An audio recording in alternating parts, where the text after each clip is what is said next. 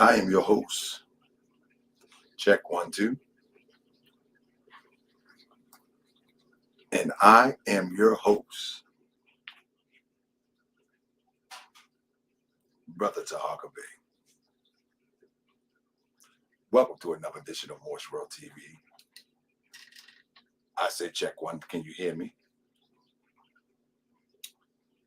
Press 7 if you can hear me. In fact, I'll be checking on my device. Yeah.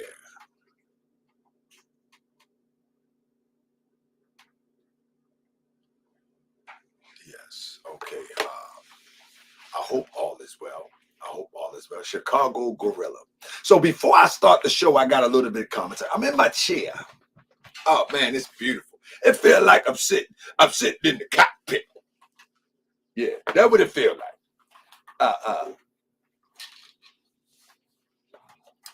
DJ Airman, if this what it feels like about to take off from the runway, then I'm ready.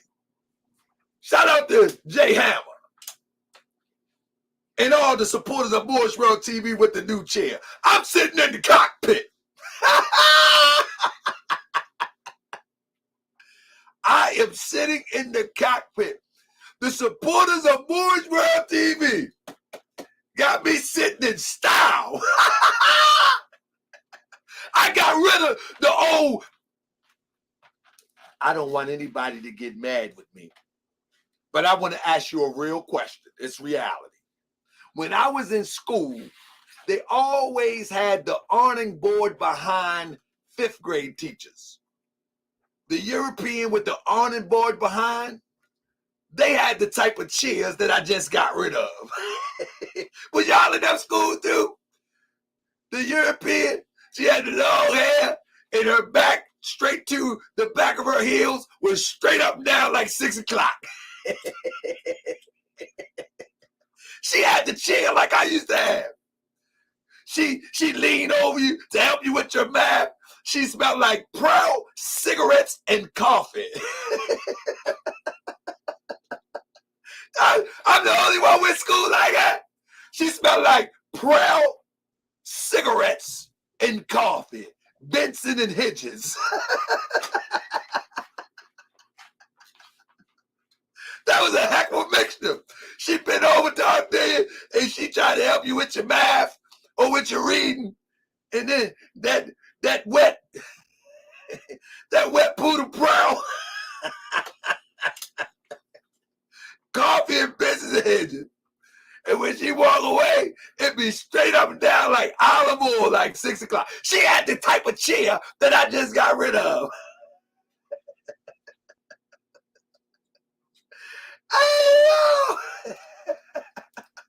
Squeak, squeak, rocking and sipping coffee. Salem's. Hey, you gotta be a little bit older if you know what Prel is. Them Europeans love that Prel. Good goodness gracious. The commercial, man, the commercial all over, man. Let me stop, man. For all my European viewership, you know it's true. They had them squeaky chairs and good goodness gracious behind just as flat as an awning board when they walk away. But right across the hall was Miss Green.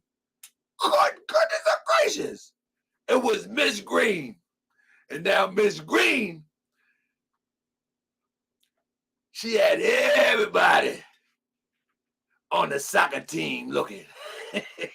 Excuse me, I'm just saying, I had a childhood. Anybody had a childhood? Anybody? I had a somewhat of a good childhood. All right. We sitting up there looking at Miss Green. Good goodness gracious. Miss Green was something else. Can't wait to go to 6th grade. I want to be in Miss Green class. You know what I'm talking about? Yeah, I want to be in Miss Green class. What up, Steve? Man, listen, my brother Stephen Ngozi, it looks like they got something on track. It's called the Royal Black Panthers. I'm interested in interviewing them because I went on the website, and I'll drop it here. They're doing things that I talk about. They're doing things about building in the community. They're planning food. They're preparing for whatever. You know what I mean? So shout out to Steven. And I hope that he will grant me an interview with some of his comrades, because we support the real over here. As long as you ain't fake, we support the real over here. So I would love to have that interview. What's up? Morse World TV been drawing them out. But anyway, I want to thank to all my Morse World TV supporters. Special thanks to Sister J Hammer, because now I ain't got the cheer that my old 5th grade teacher had. I'm now over here looking at Miss Green. That's how I'm looking at Miss Green. I'm in Miss Green class now. Then, so family, listen. Okay, before I get into it about the Rizza Islam thing, I want to say this. Since I've been doing the FBA shows, I have endured quite a few attacks. Get the dust off my shoulder. Yeah, my 5th grade teacher was Miss Greenleaf. Yep, he described her. But look, at the end of the day, right, I have endured quite a few attacks. Thank you, Steve. Thank you, Steve, brother Ngozi. Thank you, brother. I have endured quite a few attacks, right? When I doing a podcast on the FBA. You know, one of the signs of a cult is when, one of the signs of the cult is when somebody disagree with you, everybody gets violent. They want to fight. They even talk about want to take you out. I haven't endured that yet. But you ever know about that? You know that's one of the signs of a cult, that the moment that you disagree, you become target number one. And it's funny to me how they try to silence people on social media. When they put out all the information on social media, you critique it on social media in the same way that they critique to develop their information on social media. And then the moment that you disagree on social media, everybody gets aggressive. You follow what I'm saying? Co-pilot seat in my bird feel better. but yours, keep your feet planted on the ground. Yes, sir, my brother. That's my brother, DJ Airman. Can't wait to go rolling with him soon. But with that being said, before I get into my show, it seems to me is that when you disagree with people in our community, you only can be one thing. You can't be a free thinker. You feel what I'm saying? You can't be a free thinker. You can only be an op. You can be the feds. You can be the DEA, the ABC. You're everything besides a free thinker. You feel what I'm saying?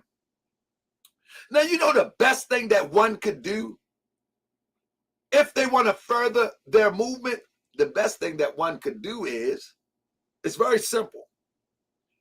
Come on the show, knock it out the park, disprove or prove that I'm a lie, and no one else will listen.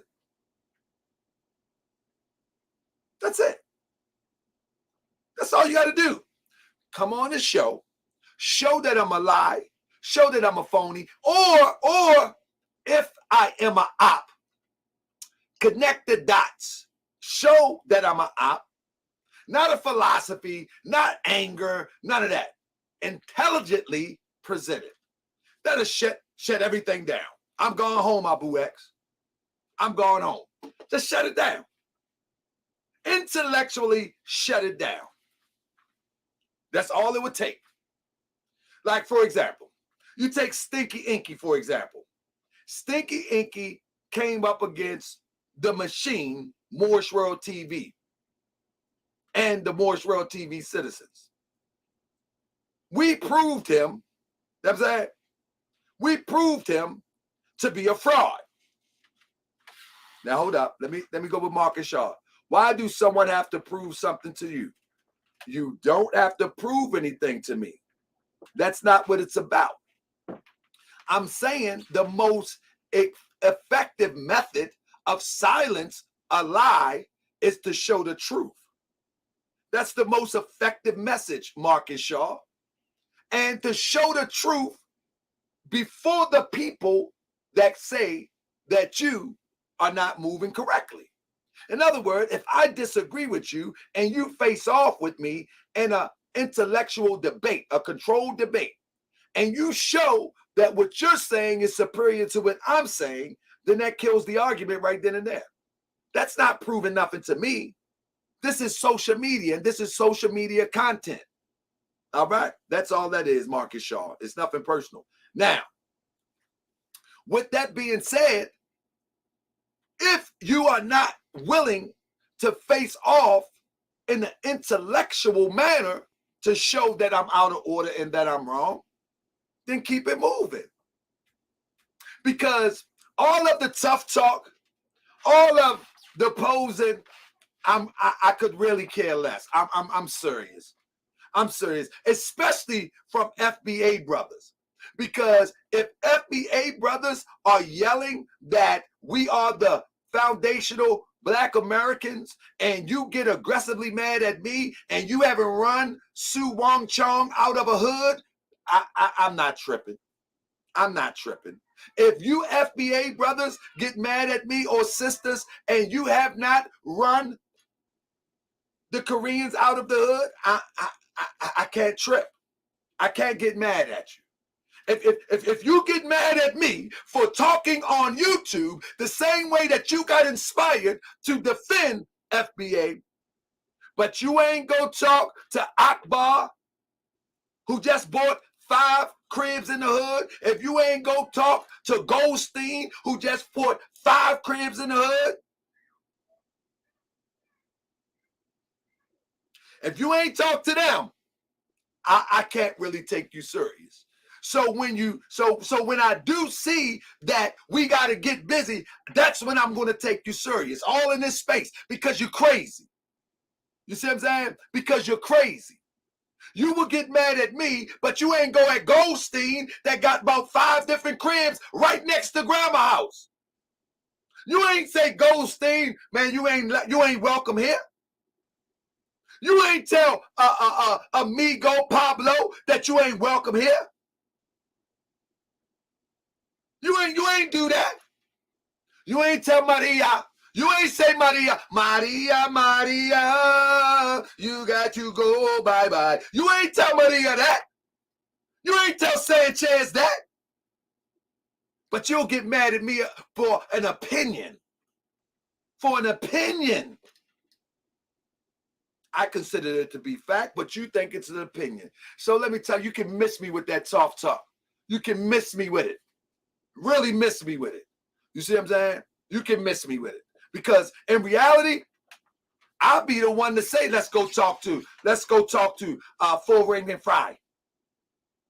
Brother Tahaka Bay. All right, Tahaka Bay, let's get it popping. Let's go up here and go to Sun Fried Chicken. Let's go. Miss Full Ring and Fry, what we doing? See, I'm the one that's going to walk up there with you and talk to Miss Full Wing and Fry and see if we get cracking. But y'all ain't doing that. So, with that being said, I'm going to be going hard on FBA just because of some of the feedback that I got and some of the videos that's being made about Brother Tahaka Bay. All right? That's right. Now, Look at that. Goldstein got 50 homes in the hood after he sold 5 to Akbar. And guess what? Amigo and Rico, they working on their 2nd and 5 homes. But they mad at me. That doesn't make sense. You're calling cussing me out. You're sending emails cussing me out.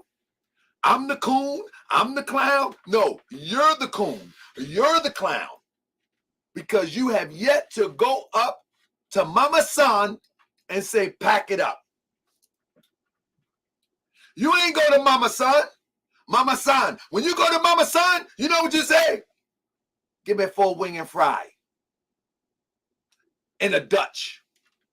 That's what you say. Give me 4 wing and fry in a Dutch. In fact, give me a purple. Give me a purple, black and mild. That's what you say. I mean, that's what you say. That's exactly what you say. So you can miss me with that. I'm only doing commentary. I'm only spreading my opinion until you prove me wrong. That's right. The wig shop too. The wig shop too. That's right. So when you go down, when you go there, put me at the back of the list to address. I mean, you got a long list before you come to Tahaka Bay. You got Mama Son, you got Akbar, you got, who else you got? You know what I mean? You got Amigo, you got Sanchez, you got everybody else. Put me at the back of the line. You got about 1 million people before you come and deal with Tahaka's opinion, because they are practicing what you're talking about in real time. So now my opinion gonna get a little bit hotter. That's right. Now, can you make it crispy for me? Come on, Mama Son, can you make it crispy? Hey, Brandon, that's what they say. Can you make it crispy for me? Boy, I would sure, I'm about to get started. I just got to go in real quick. I would sure love to have me some oxtails. You know, down at the Jamaican spot, they got the best oxtails. They talk that stuff on the internet. Yeah. You go on holler at Ziggy Marley, see what happens. Go up in there and mess with Ziggy with them oxtails. He try and get that money. I bet you tighten up then. Go look. You want me about that life? Go holler at Ziggy Marley.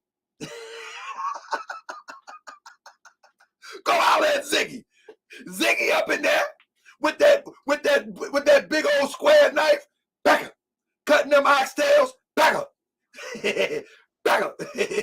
Back up. That's right. He's with his dirty, greasy hands, throwing it right in that little dirty old pot. Back up. Y'all know that big old metal pot? Back up. Go up in there. Go mess with Ziggy. Ziggy got something for you. I'm just a podcaster. I don't want no smoke. I don't want no smoke. I'm shook. I'm shook. I'm scared. But Ziggy ain't scared.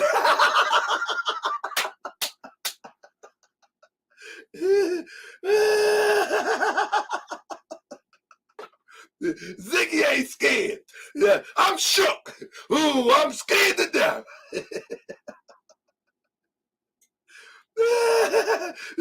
That's right. He know how to use bam. You know what I mean? I'm sorry. If you just joining, I know you probably saying, I wish this man would grow up. No, I don't feel like it. I'm going to tell the truth what it is. Yeah, man. What's going up, Norman Henry? I just check and believe this, man. My mama used to make the best oxtail. I don't not eat that much anymore, but I'm from that way too. That's right. I'm trying to tell you, boy. See, with me, I love all my people regardless of where they're from. And I don't even care if they're colonized and they speak against me, long as they don't get in my space to try to prevent me. See, in reality, what's yours is yours. No one can stop with yours. When you are in your God mind, the universe is going to take care of its own. That's called Mayat.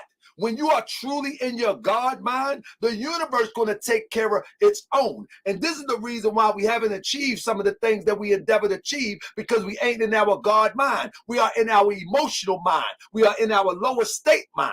When we rise to the occasion, to our higher thought, to our higher self, to our higher God, we can make anything that we endeavor to have move in our direction. You would never have anything acting from emotions, worrying about Pablo, worrying about Esco, worrying about my man Ziggy, worrying about them. You're never going to move as long as they are not invading your personal space and you're working towards the goal that will further your cause and your prosperity cause. You're going to be all right. But you got to raise your thoughts to a higher vibration and you fight till the end. When you come in my space, see, let me tell you something about them European Jews right here in Baltimore. They got a whole neighborhood to themselves. The moment that you walk through that neighborhood, they got a security car that will follow you around until you get out of that neighborhood. And you can look at them, you can be mad, you can do all you want.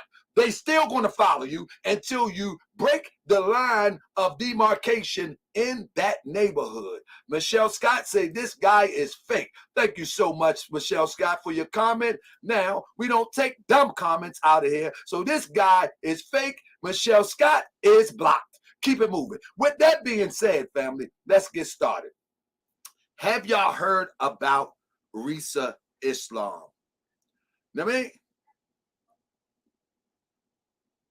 Have y'all heard about Risa Islam? Shout out to Steven Ngozi. You get it, brother. You get it. Huh? But let me tell you something. I'm going to share something with you real quick. Let me give you something to you real quick.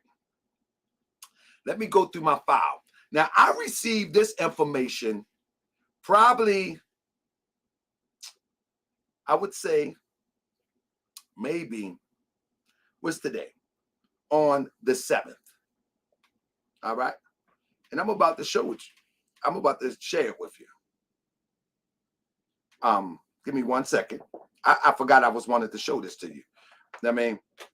But I'm going to share it with you real quick. All right? And now this is strange to me. Now this is why it's strange to me. So if y'all heard it, I want to ask y'all, from my understanding, he didn't rape her, Carlo Rossi. Risa is a good brother, and I can't see him being caught up in rape. He a married man. You know what I'm saying? So with that being said, I want to share this with you real quick. And I'm going to start from the top about what I received. All right? Now, Risa Islam has been on Morse World TV before, if you're not aware of that. I actually, I like Brother Risa Islam, personally. I also met Brother Risa Islam, and he did something that was, to me, at that time, it was impressive to me. I seen Risa Islam walking down the street in Washington, D.C. by himself. And now Risa Islam, you know, he's well known, but many times I move in the same way. I don't know if he still moves like that, but when you have 500,000 subscribers and you speak truth to power, and I see you walking in DC by yourself, that says a lot to me about the character of a brother. So that's one thing that stood out to me about when I met Risa Islam in person. I literally seen him walking down the street by himself. I was like, that's how you feel? You know what I mean? So that may not mean nothing to you, but when you become a podcaster, you become a target in some sense, in some intents and purposes. You know, I make myself the spotlight of people madness sometimes because of my opinions, but it is what it is. So he got some respect from that. The second thing was he came on Moorish World TV and he debated my brother Ishmael Bey, who also a special correspondence, co-producer, and foundation of Moorish World TV. My brother Ishmael Bey. He came and debated Ishmael Bey on Scientology. Now we know that that is a touchy subject for brothers and sisters in the Nation of Islam to be talking about, expounding upon, because many people won't get it, many people don't get it, many people refuse to get it, and many people just is not going to have that conversation. And that's members in the Nation of Islam or former members in the Nation of Islam. They just not going to have that conversation. You understand what I'm saying? And so with that being said, he came on here and had that conversation. That is honorable, because I'm the type of person that whatever I believe in and have faith and confidence in, I'm going to stand on it anywhere. I'm not going to say it in a closed room. I'm going to say it in public. You feel what I'm saying? I'm going to say it in public. And I honored him for that. Javad Muhammad, I've been trying to get you on the show, bro. Let's do it. So with that being said, I'm going to play. Did everybody thumbs up the video yet before we get started? I'm going to play the video first. And then I want to hear what you have to say. But I am going to share a few things, few points that I want to say. But I want to play the actual video first. You know what I'm saying? I want to do an underscore. Any opinions that I express is my personal opinions of how I look at people from a character perspective, not from an organizational perspective. All right? From a character perspective. I want you to judge me by the content of my character, not because of what you perceive to be the Moorish science to be. Because halftime, whatever you perceive is a lie anyway. But I want to be judged by the content of my character. And what I've seen of Risa Islam, that's how I'm going to measure this. So with no further ado, family, I want y'all to hit the thumbs up and we're going to get started. I need y'all to hit the thumbs up, family. Welcome to another edition of Moorish World TV. I'm the host. Y'all see I'm polishing up the format on y'all. But welcome. Let's get it started. Let's get it started. I be that more you gon' remember. I'ma be that more you gon' remember. I be that more you gon' remember. To Harker Bay front line till the law call my number. I be that more you gon' remember. I'ma be that more you gon' remember. That's right. I be that more you gon' remember. To Harker Bay front line till the law call my number. If you a friend of the Moors, then you a friend of mine. I was told to watch my enemies, now hold my line. Those that speak against the prophet, they speak against me. And I'm speaking about the prophet over Drew Ali, who was the first to remind you and bind you back to Morocco, the mountains, Mississippi, and Quebec. Told you you wasn't black, proved it with straight facts. You tripping off trucks, you need to be tripping off that. Now here we go again, acting like you a slave. Family, see y'all tonight, 9:30. Let's go. I be that more you gon' remember. I'ma be that more you gon' remember. I be that more you gon' remember. To Harker Bay front line till the law call my number.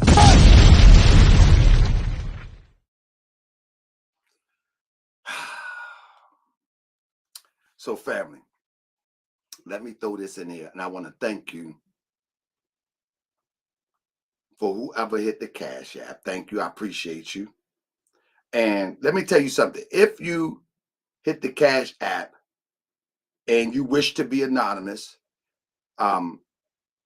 because some people hit the Cash App and I don't mention you. And the reason why, because some people do prefer to be anonymous. And I'm not sure. You know what I'm saying? And I'm not sure. So if you and people hit the Cash App and I don't say nothing, that don't mean that that I'm not honoring you. When I say thank you, I really mean it from the bottom of my heart, because the constant work of uplifting goes on and every dime helps.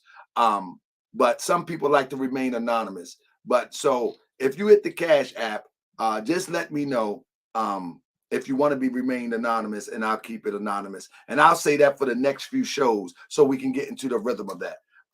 Because I don't want to put anybody out there that, you know, that some people just like to do things anonymously. So thank you, thank you, thank you. With that being said, let's get straight to it. So this is when I've known about it. People are just talking about it, but I tell you this is when I heard about it. September the 7th, 2022. Dear believers, we pray this note find you in the best of health and spirit. Tonight, believers meeting is open to processing and all registered believers, regardless of status. Now, let me stop right there. It says, report to your local mosque or study group to view tonight's specials believers meeting with the Honorable Minister Louis Farrakhan.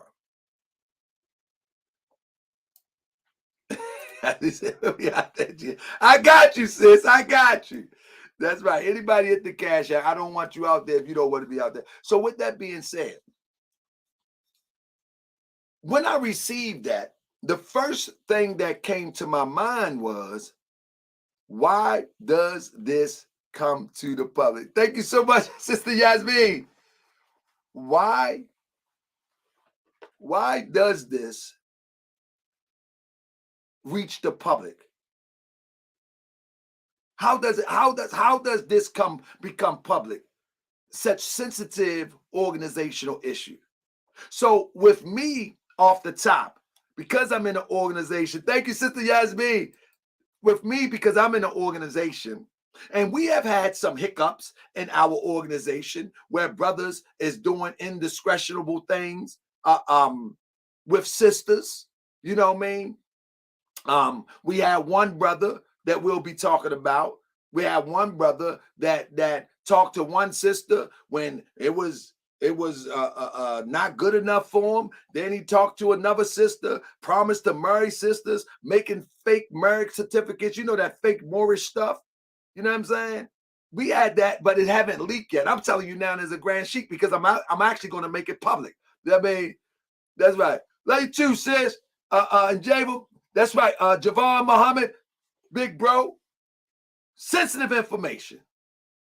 I mean, let me see what it said. If it went how you just said, it sounds like somebody in Vincent Jelly is going in. So this is what I'm saying. I'm in an organization. You feel me?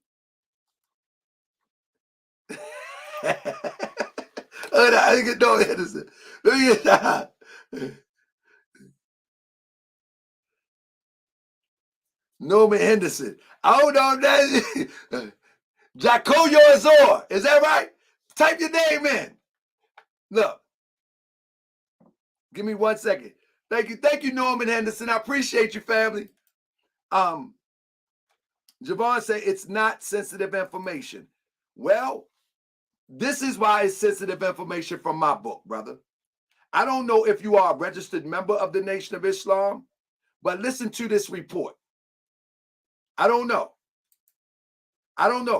It says, please report to your local mosque or study group to reviews tonight's special believers meeting with the Honorable Minister Louis Farrakhan. Right? It said, we pray that it finds you in the best of health and spirit. Tonight, believers meeting is open to processing and all registered believers, regardless of their status. So that right there is an indication that this is a closed meeting to those are being processed and registered believers. I could be wrong. And it says, Assalamu alaikum, there was an emergency believers meeting, only meeting where Farrakhan, Minister Farrakhan addressed the believing body. He set Risa down for rape allegations and for scamming MGT for their tax refunds, just for your information. Now, from my point of view,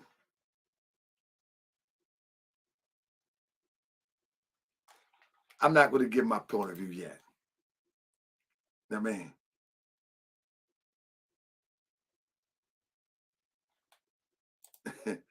y'all don't come for me, but what happened? What did they say he did? So I'm just saying that. Let me hold this for a minute. Let's just go to the file, man. I think everybody, man. Yeah, somebody say this is not how the nation handles business. Somebody said, who is MGT? All right. Somebody says, I'll be on your case sometime, GS, but I will always support you. One love. Enjoy the live. Carolina, boy, you keep me sharp, brother. Brother. Carolina, DJ K Smooth, you keep me sharp. There. And I appreciate you. Thank you for your support. Now, here we go. Let's let it rock. Hold up. Hold up. What did I say for that? Hold on one second. Let me see something real quick. All right, hold up. I need to see where I saved that.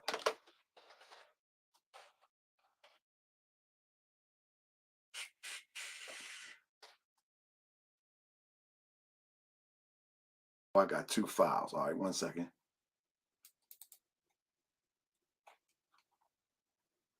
One second. I got two files real quick. Give me one second.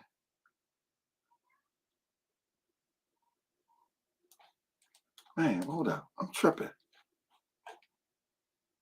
Which one is this?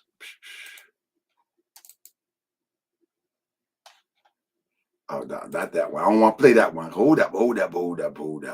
Yeah, to the people who be thinking we saw, we go. All right. This is the one I think. No. I got to get it right because we know how it goes. So I got to get it right. Give me 1 second. Bam. Give me 1 second. Is that it? Is that it? Hold on. I got to find it. I got to play the right one because I think I had to edit a little bit just because, you know, it's how raw it is. You know what I'm saying?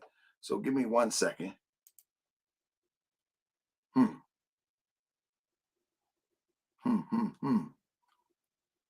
That's weird. That's weird. What they got in my computer today? Did they got my computer? But anyway, let me get this. I got you. How y'all feeling tonight? Let me drop it down real quick. I want y'all, because I'm not going to give you, I think, did y'all hear the whole thing? This is what I wanted to know. Did y'all hear the exactly whole thing? Because I'm starting to see that online there is those in part. So, all right, let me see. Where did I save that? Bam. Nope. I got you in 1 second. I got to do this right, so y'all gonna have to work with me. Y'all gonna have to work with me. I had it loaded. I don't know. I think somebody got in my device. Oh, there it is. Let me see. Bam. Bam. Okay. All right, I think I got it now. All right. We go to my desktop.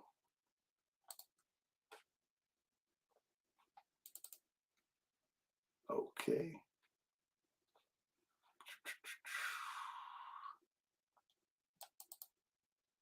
Okay. Here we go.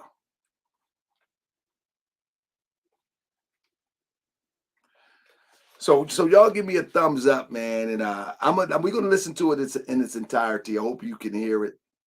It's going to be coming up in a second. So if you heard,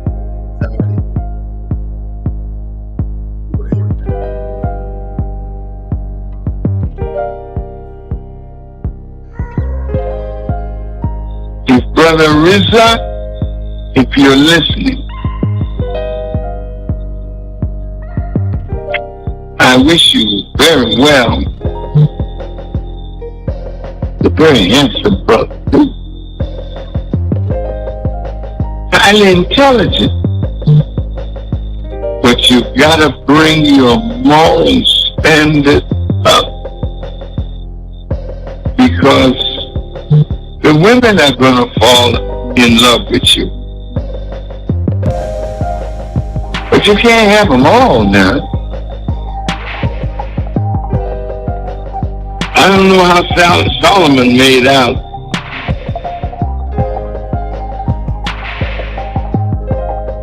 I don't know how long he lived either. I'm sure killing himself with the 1,000 concubines. But I'm not envious of Solomon. And you know, when you understand who a woman is and what a woman is, please, brothers, don't mess with them. Don't mess over them.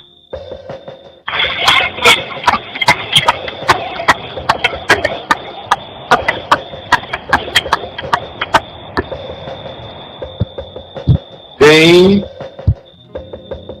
are from God,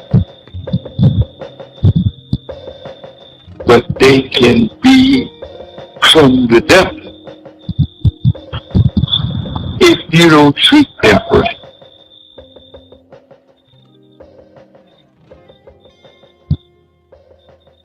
Sisters, we're going to get into that September 16th.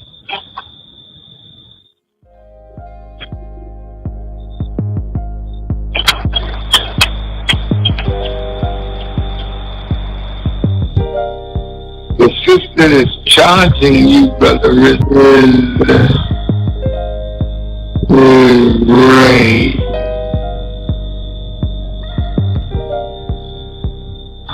That's a horrible challenge.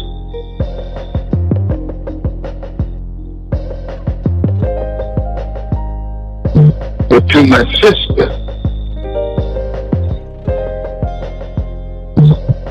know with yourself. You were engaged to that man, according to what I read.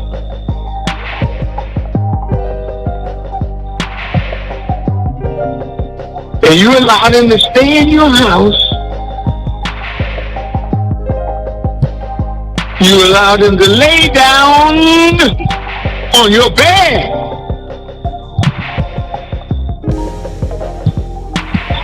And he laid down beside you.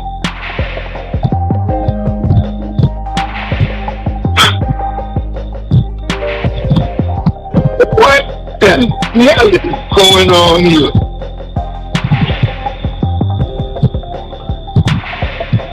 And get angry with you because you act like the savage that's just a quarter of an inch under your skin. See, you bring the nigger out of us and then act like you did nothing.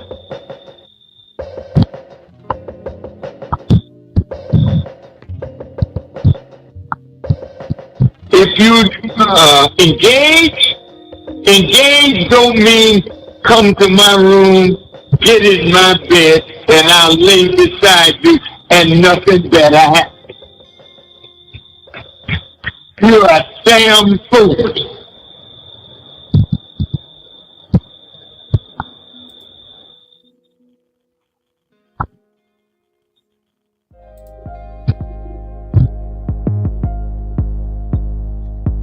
Now, when you started acting up like you wanted something,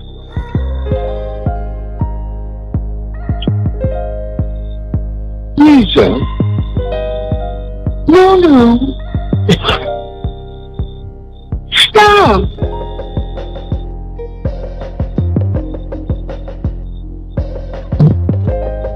See, when you get this nigga up in a man, and you tell him stop, well, what the hell are you doing? Getting me in this condition mentally and telling me stop. You got to be a hell of a man to get that close and stop. Sisters, you need to mind yourself. You want to pull down a good man, so you got him. But I bet you he ain't gonna marry you.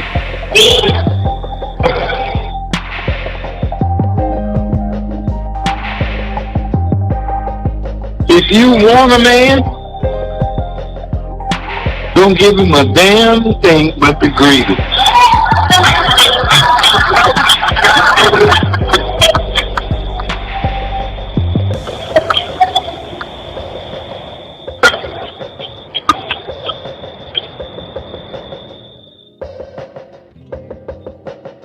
And give the greeting with your eyes lowered.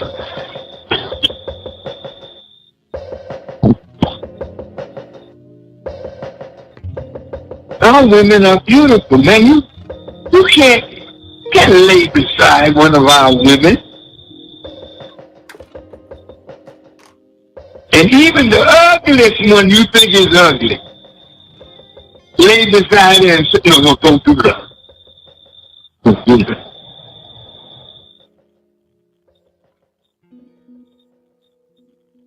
You better come to the class, FOI class, and learn how to be a good man.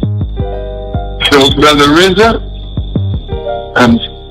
I very much love you, and I respect the good work that you do, but don't mess it up by being immoral because you're handsome and highly intelligent and you win arguments. Good. But you can't win an argument with God and His law. And you're going to have to answer to the law.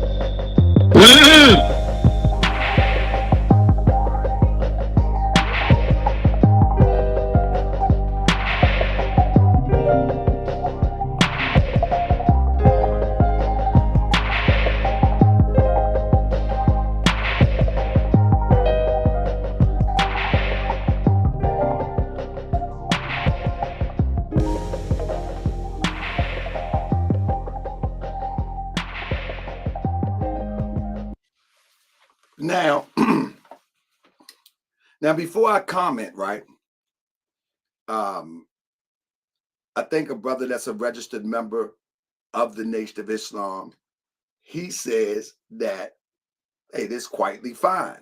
This is quite fine. People ask what happened. What happened? Risa Islam allegedly has been accused of sexual deviance, allegedly by the Honorable Minister Louis Farrakhan in a tape that supposedly leaked on the internet. Now, let me say this. We have not seen any charge papers. We have not seen the minister make a public statement, not from his representative or anybody. This was a meeting for registered members. You know what I'm saying? And processing members.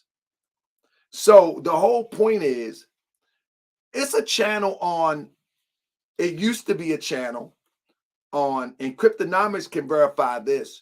They made a whole hour video using my image and my voice with some type of voice machine. Do you remember that, Crypto? Now, I'm not saying that this is the case. I'm not saying that this is the case, but we don't have. This is why people was asking me about it early on. And I was like, no, it's not. It's not a lot that we have. We have this tape. We don't have any confirmation. We don't have any charge documents. We don't have nothing. And people use, it was, look, Crip, remember, they did a whole 30-minute video where they had my voice, and it really sounded like my voice. Real talk. It really sounded like my voice. I even had to take a double take, like, wow, this is crazy. I mean, but anybody, the only difference that people that watch Moorish World TV would know, they would know that my mannerisms, I have unique mannerisms. You know what I'm saying? Like, you can't imitate my mannerisms. My mannerism, it stems from passion. So you really can't fake this. You know what I mean? You can't fake this. But I tell you, they had my voice down. You know what I mean? So I don't know if it's called deep fake. It's a deep fake. Yeah. So I don't know. I don't know if this is actually the minister. So we got a registered member here that was in the chat earlier. I'm asking you, brother, is that confirmed the minister Louis Farrakhan? Who was the registered member? Was it Javon Muhammad? Who was it? Is that confirmed the minister Farrakhan?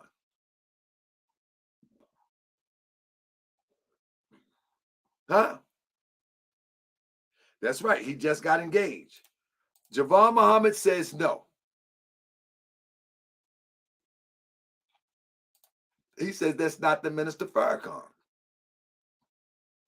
You see why many people have been asking me for the last few weeks to do this story. And I was like, man, I don't know. I don't know. Maurice Muhammad says, yes, it is. Y'all see the confusion here? Y'all see the confusion here? This is why on my this is why on my watch I said, just wait a minute. Before you judge Risa Islam, just wait a minute. I Am Whole says Star verified it. Who's Star? Let me put the link in. Let y'all talk for me. Listen. Oh, I got another rule too. Unless you are a Moorish World TV citizen, I'm going to employ you to open your camera.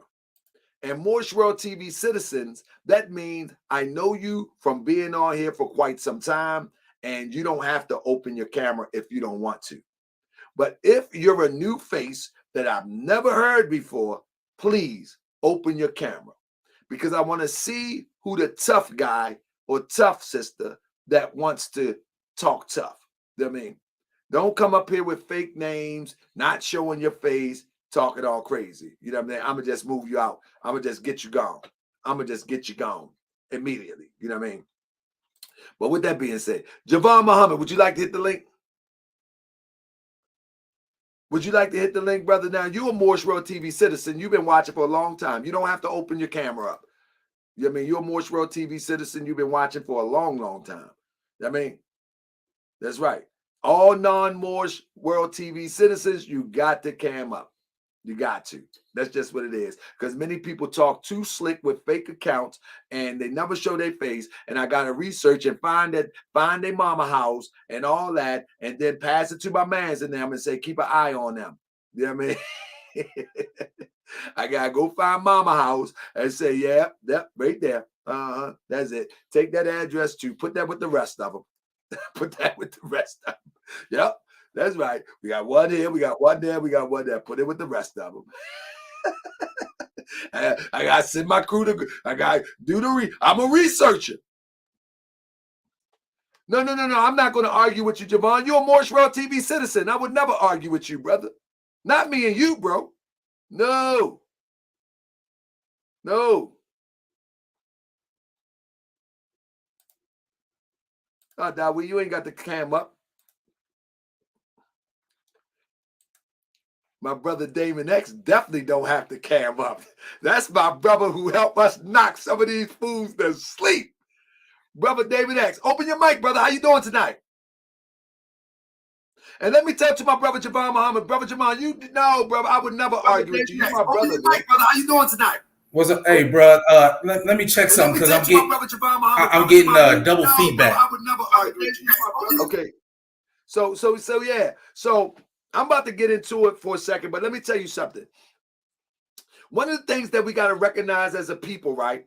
Why you get that right? One of the things that we got to recognize as a people is this. So when we talk about, and I'm gonna throw the FBA in there as just for an example. When you look at the foundational Black Americans, right? That ideology or that tag, right? And many people get proud and many people get excited. But let me tell you something. At the base of that, all of that has been done before.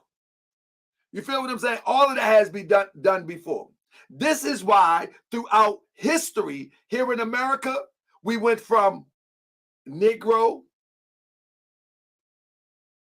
which was a more pronounced or better feeling than colored. We went from colored and Negro to Black, which identified and that was associated with us in particular. James Brown took it to another level. And this is just the same warmed over soup. I mean, James Brown, he popularized it through pop culture. Then after James Brown, let me get Damon X in here for a second. I'm going to finish my statement. Then after James Brown, the next thing came through was Afro-American. That was significant and unique for us. That was unique for us. It was created for us, but not by us. You follow me? But it was unique for us. It's the same old warmed over soup. And then we go from that to African American. You follow me? And then we move up to modern times, recent times. We got ADOS. And then we have foundational Black American, which people say foundational Black American is a genealogy. Well, African American is a genealogy too. It's uniquely for you. In fact, it takes you beyond the border. So what I'm trying to say is, somebody say I threw in FBA. You can't slip FBA though. Now watch this. I'm giving you an example. Whenever our leaders are powerful and super influential, here is the red flags. He's a child molester. He's a womanizer. He's a rapist. Or he misappropriated funds. Whenever you hear those four things coming from anywhere, pause and research. It doesn't matter where it comes from, because those are some of the main things that are used to shut our powerful leaders down. They say Prophet Noble Ali married a 12-year-old. That's what they said. They said he married a 12-year-old. In fact, in order to overthrow Prophet Noble Ali, one of the members put his daughter up to it. But the lie was so messed up, I uncovered it. The lie was so messed up, I went and found the records. I went and found the files.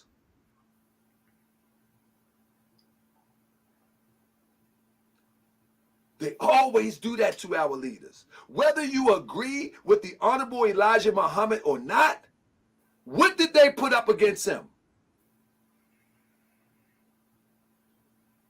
The misappropriation of his leadership as it relates to the sisters. This is what they do. Well, and I'm not saying it's true, false, right, or wrong. I'm saying I'm saying we have to be careful. Even if the voice sounds like the minister, if you didn't see the minister say it out his mouth, be careful. They do all of our leaders like that. They even had the rumor that Elijah Muhammad and Malcolm was fighting over a sister. You understand? Marcus Garvey. Let me tell you something about Risa Islam. Risa Islam shuts down the internet when he gets ready. You hear what I say? When Risa Islam was talking about that demonstration, bang, bang demonstration, they had to move him. They had to move him. So we got to be careful. That's why I've named this Wait a Minute. Wait a minute. This is the same brother that I seen walking in D.C. by himself. This is the same brother who stood on and represented Scientology when the world was against it. This is the same brother who got banned from IG. This is the same brother that they don't want to hear his voice. When they say go left, you better go right. When they say go left. So I'm saying, I don't know if it's true or false. But I know what I know this. I haven't seen anything come out the minister's mouth personally. I haven't seen any charge papers. I haven't seen Rizza Islam say anything about it. I see Risa Islam doing what Risa Islam do. Controlling the crowd and waking them up.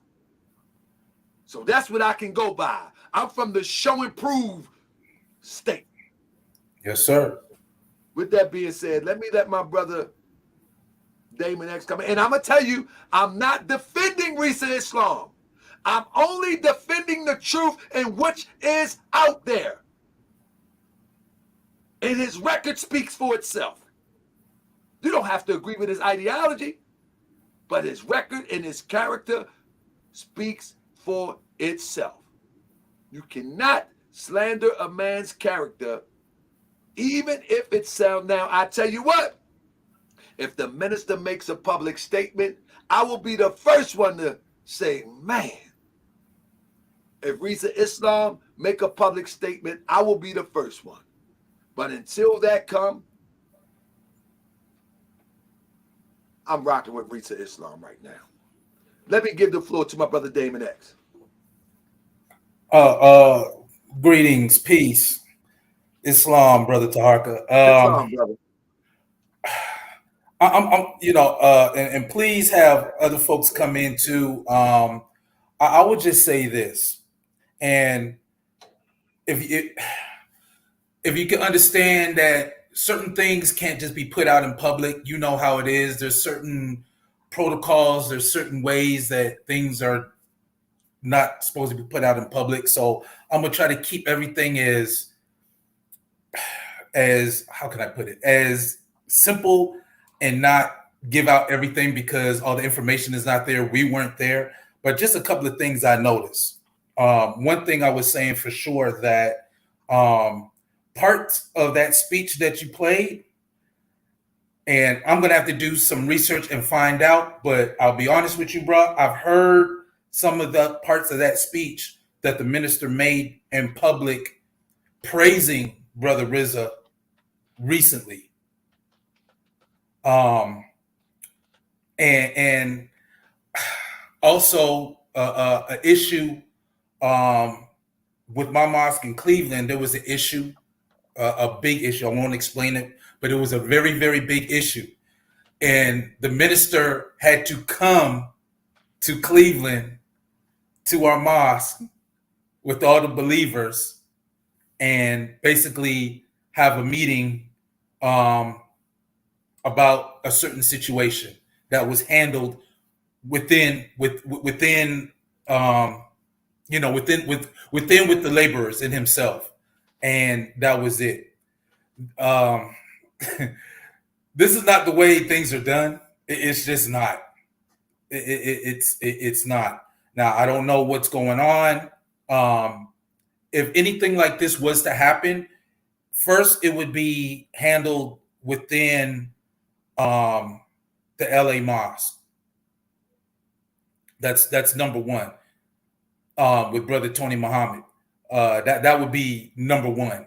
And then whatever steps, then it will go to the minister. The minister would never call a meeting, a believers meeting, and just on tape or just play an audio.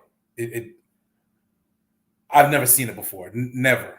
So I don't know. To your point, I've been around for quite some time, brother.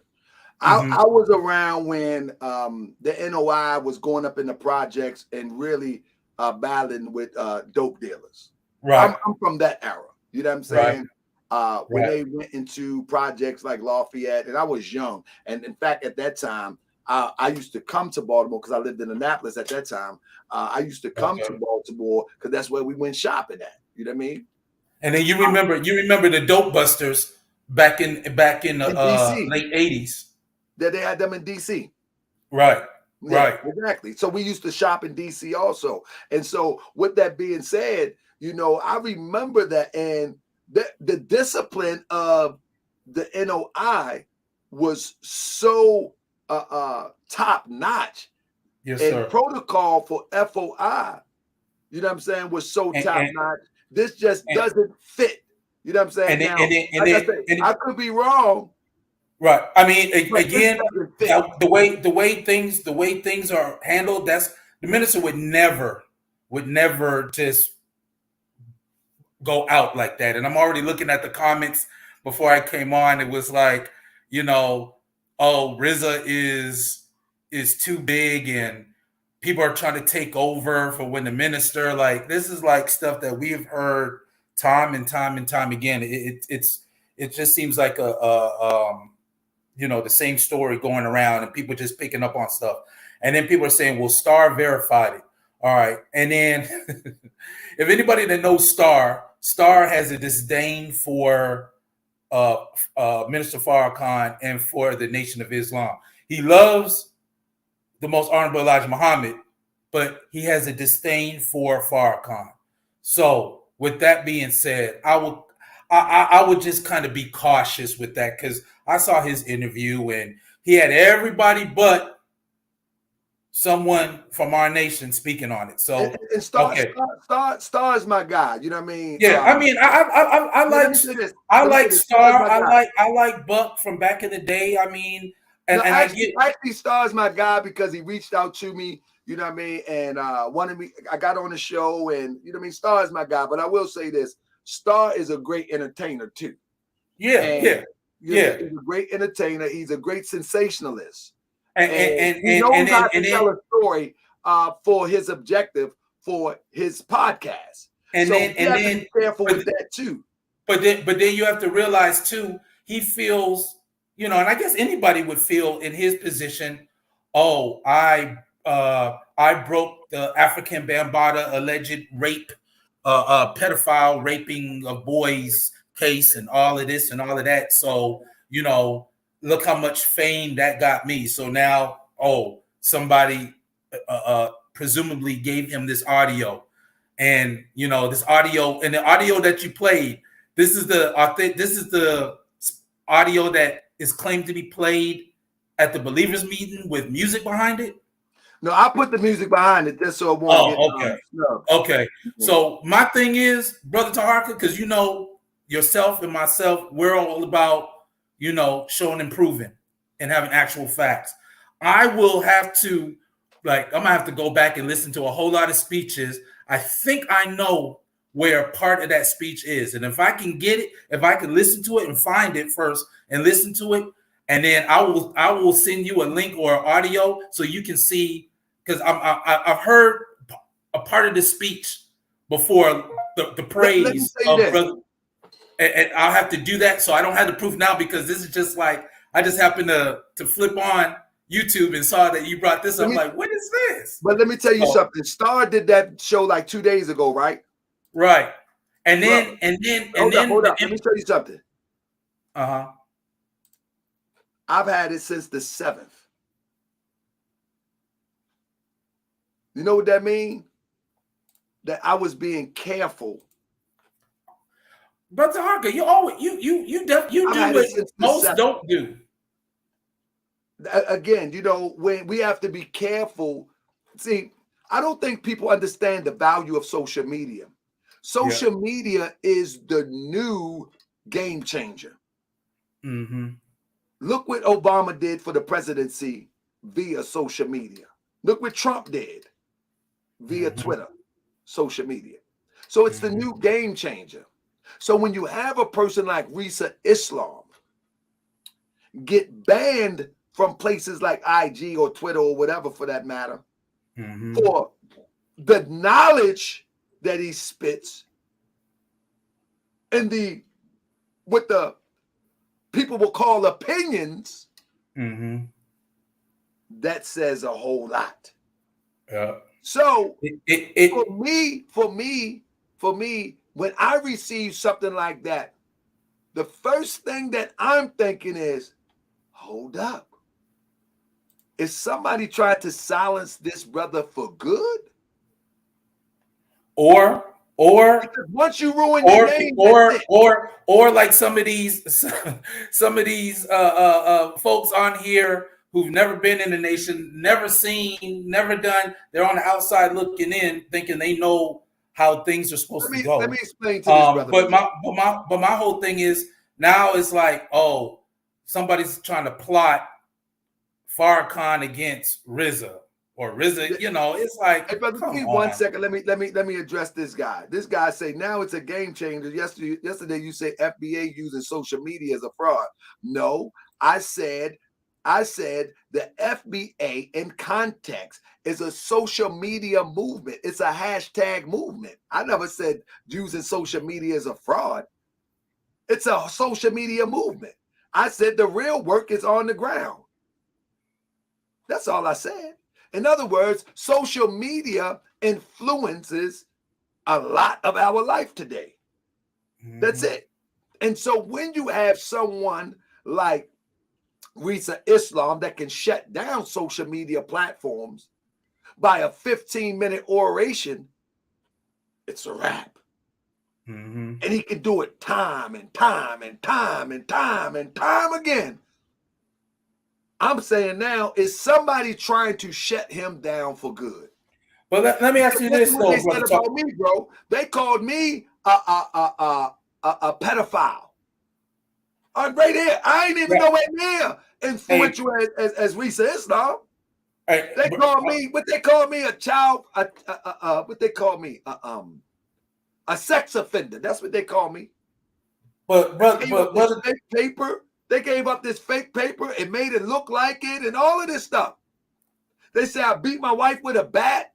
So that's the thing. When you start to influence people, especially on the level of a Risa Islam.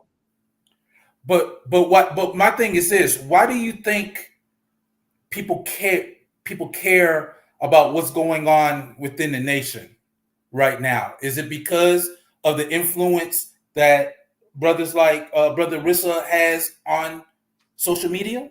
Well, I think what it is, I think a lot of people, I will say this. Most people that like Risa Islam, they probably have no interest in the Nation of Islam. They just love the way how he articulates the message and which he stands for. It's no different than our brother Malcolm X. You know what I mean? Most people that were sympathizers and supporters of Malcolm X, they wasn't caring about joining the Nation of Islam. But because he was such a great orator, like, man, we rocking with you. So by default, they rocking with the Nation of Islam. So that's what it happens. You know, he's such an influential person. He can go, with the rappers, man. He was with Jigga. He can go from Jigga. He can go from the person in the street. He can, I mean, you know, people might don't like the Scientology thing, but he can talk to the Scientologists. He can talk to the NOI. He can talk to the Moor. Like, that's very unique, man. And when you can do that. But Brother Taharka, like, again, even with the Scientology stuff, it's like, it's not we could do a whole show on that. Yeah, my You know what thing I'm saying? is, But people are trying to add that on, and then I don't remember this much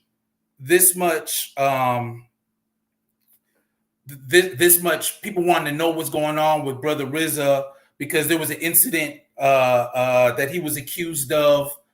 I can't remember how long ago, dealing with something about with the a company. about the funds in the school and It was something like that. But if you remember, if there was and not to say that this alleged incident that he's involved in, and I'm gonna say alleged, that's not that. Of course, that's a bad thing, allegedly. But if that was the case, people would have been on trying to get Brother Rizza off, offline, and try to kill his his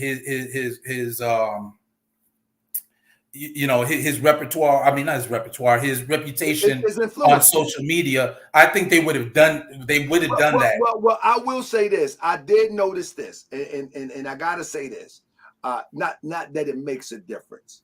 I've noticed, and I pay attention to detail, right? I noticed that I don't see him with the NOI star and crescent as he used to wear in some of the pictures. So let me give you an example. Risa Islam, and who was he just with? He was just at the summit with what's my brother name? With Killer Mike, another fraud named Teslin Figaro. She's definitely, I don't trust her. Also, Sister Vicky. So and some other people on there too.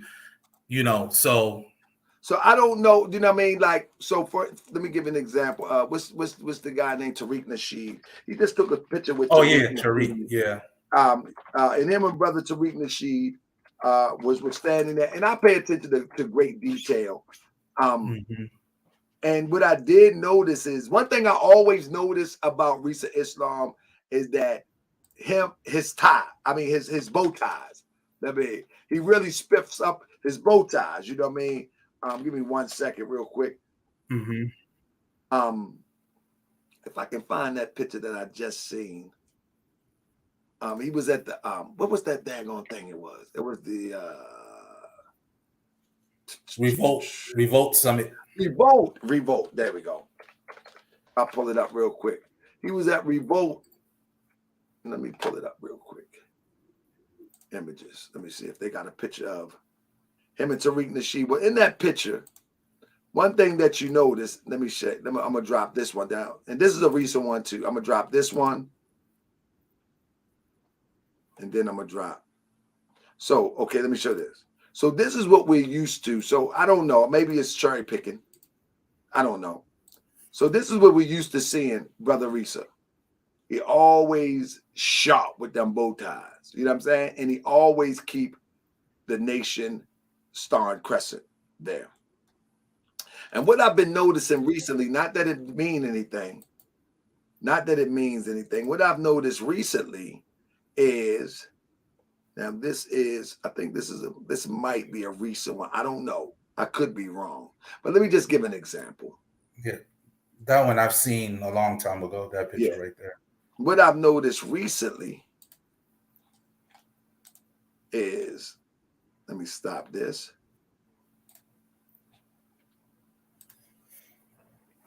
Yeah. 1 second. Whoa. Is that now I don't really see him with the You might be cherry picking a little bit, Brother Harker, but no, I'm gonna show you what I'm talking about. And this is like the last, because I'll tell you this, what I've been trying to do is I've been trying to find something to, and this is a lot though. There we go. You see what I'm saying? And this is representing the Bloods and the Crips, obviously. You know what I'm saying? But the point that I'm making is, I'm saying I got to be fair. The way that I try to be fair in balance is I want to look at both sides. You know what I'm saying? If I'm used to seeing Risa Islam always having a bow tie, even if he has a button or something representing the Nation of Islam, and then I don't see that anymore after this. But brother Tarka, I'm not saying that means anything. I'm right. saying, but I can just counteract that because I've seen Brother Rizza plenty of times online and off. Or especially online on I think on some old Instagram. Before, he always gets banned off Instagram. Yeah, but a lot of his stuff, he didn't have. Listen, I'm not saying. Listen, what I'm saying. This is the problem with us. I'm trying to explain to keep it balanced that I'm used to seeing one thing and I haven't seen that. That doesn't mean anything. Okay. I see what you're saying. We don't have to dwell on that. That doesn't mean anything. Right. But some people are going to dwell on it, Brother Targa. They're going to dwell on it.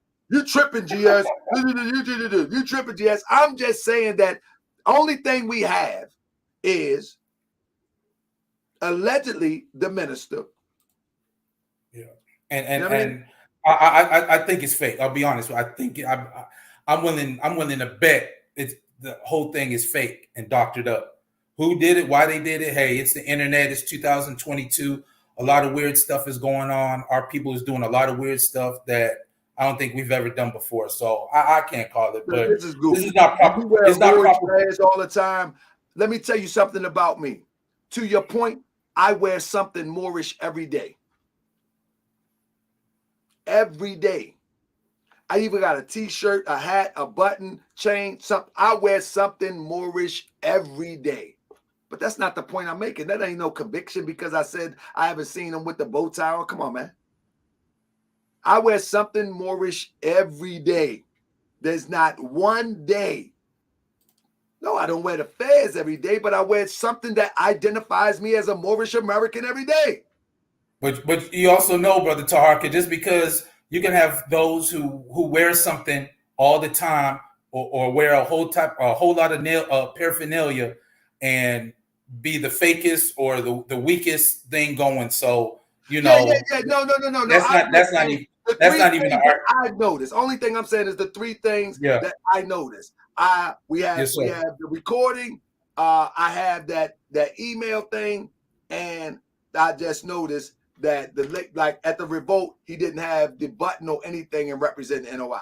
That's it. At the latest revolt concert. But you know what I mean? I don't until I hear the minister. You know what I mean? I see it come out his mouth, or I hear Risa. Yeah. That's like Dog Tag say he might wear a ring. Exactly. But listen, when you do social media, anybody interested in social media, do your best to be balanced. Don't worry about the haters. Do your best to be balanced. Yeah. That's it. That's all I'm saying. But I just would, like I said, I don't. Now let me ask somebody. Let me ask this. I mean, let me ask this. I don't believe it. That's not proper protocol. If we got a registered member of NOI in here, did you report to your Mars? Javon, did you report to your Mars? I think that there you go right there. Did you get the email and did you report to your Mars? I didn't hear nobody in NOI saying that they reported to a Mars either. It doesn't make sense. It doesn't make sense. I mean, but Brother Taharka, if you saying that somebody actually used your voice and put together something, they did, bro. The channel is down now. They used my voice for like 30 minutes. Okay. And you know what? Sometimes people are just so bored. They just had the time to do that.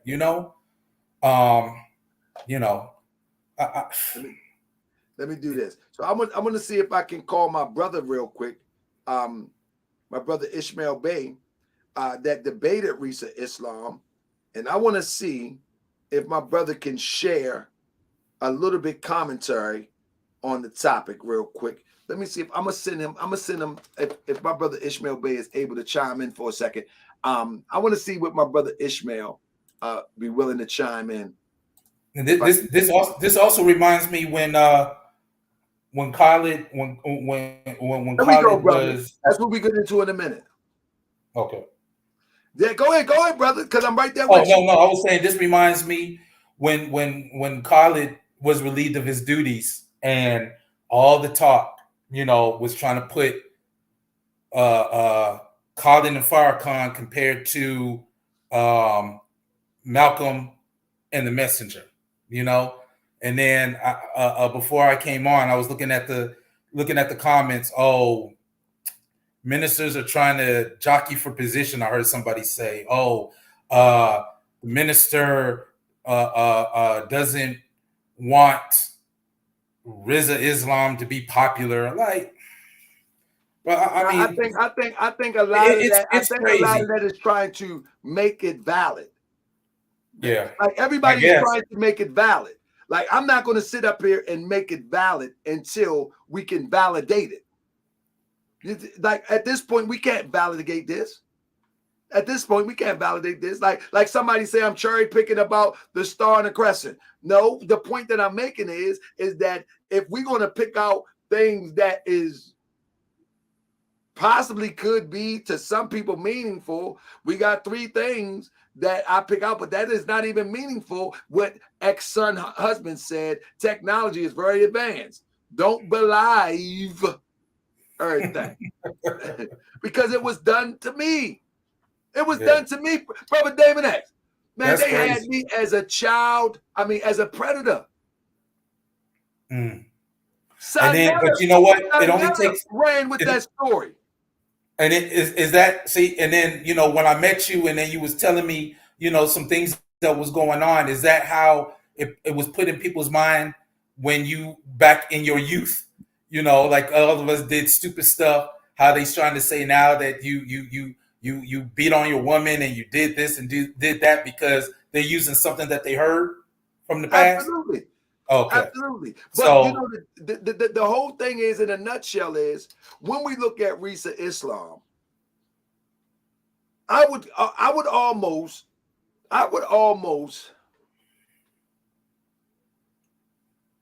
put everything on it that if you met him face to face, he will let you know directly what it is. Mm-hmm. But knowing him in a little few times interacting with him, he ain't gonna be touching this foolishness. It's foolishness. Not the couple of times I've met him, in passing. But I mean, at the end of the day, he's a soldier that has a social presence, a social media presence. You know what I'm saying? And it's like, and it's like, well, I don't know why people would even think that Rizza is like the most famous person in the Nation of Islam. Social media wise, I can see how they think that, but please, there's thousands of people that are doing certain things or doing certain things in the streets without the presence, of social media. I just think that somebody, whoever it may be, is trying to put a smear campaign on Risa Islam. Yeah, that's what I believe too. That's my take. But let me play this one more and then time. You don't, and then you're not hearing anything about it, Brother Tarka. So that should be telling right there. If you're not hearing everything. So did Star play the whole thing? Because I've seen some channels, they play like 2 minutes and da. It's like 7 to 10 minutes. Yeah, it don't sound right to me, bro. I'll be honest. It don't sound right at all. So if you ever hear it back, the whole thing one more time, I'm gonna remove myself, but I'm gonna just play it for a second. Brother Rizza, if you're listening, I wish you very well. A very handsome brother. Highly intelligent. But you gotta bring your moral standard up. because the women are going to fall in love with you. But you can't have them all now. I don't know how Solomon made out.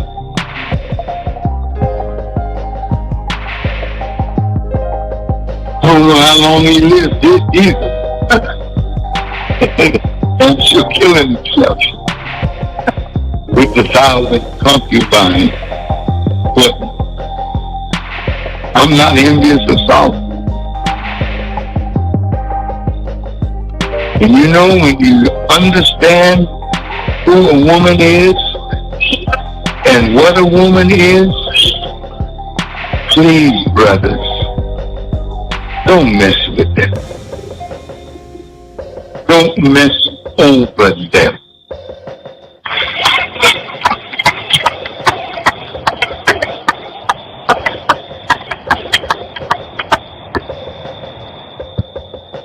They are from God, but they can be from the devil if you don't treat them right.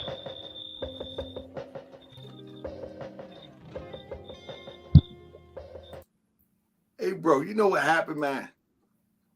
I've heard that speech too, bro. You got me on my mission. I've heard that speech where he talked about women, and he said that before. And then I heard that somewhere. I've heard the minister say that before, exactly like that. I know. That's why I was typing in there, bro, and I sent you a text. I was like, man, was a speech protect our woman or something. I've heard. I'm gonna have to look. It's gonna take me a minute. Yeah, because it's a good catalog. But I've heard that speech somewhere else. Wow, hold up, bro. But that's just not the way. Even the part about getting in her bed and all of that stuff, I heard that somewhere. And it sounds like a speech where he was talking about, it was a speech centered around the responsibility of women or relationships or something like that. Mm-hmm. Hold up. Let it play. Sisters, we're going to get into that September 16th.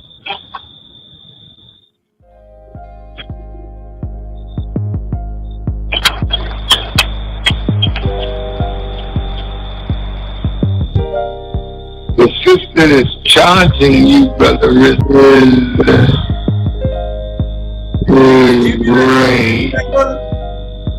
I did that. Okay. I did that because I didn't want to use the R word on the line. I got you. I got you. A horrible charge.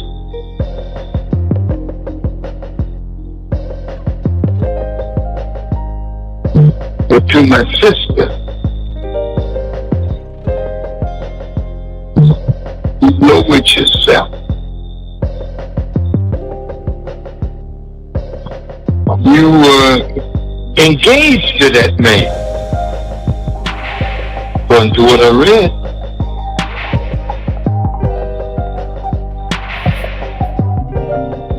And you allowed him to stay in your house.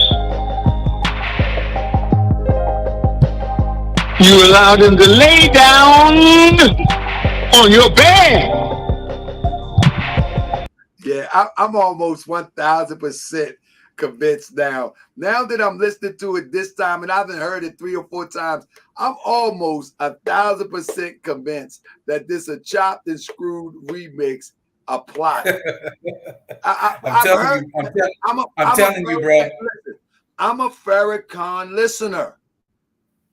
I am. I'm telling you. He is one of the ones that, and I tell anybody in the Morris Science Temple of America, he is one of the ones that inspired me to put the Morris Science Temple of America on my back because of what he did for the Nation of Islam in the absence of the Honorable Elijah Muhammad.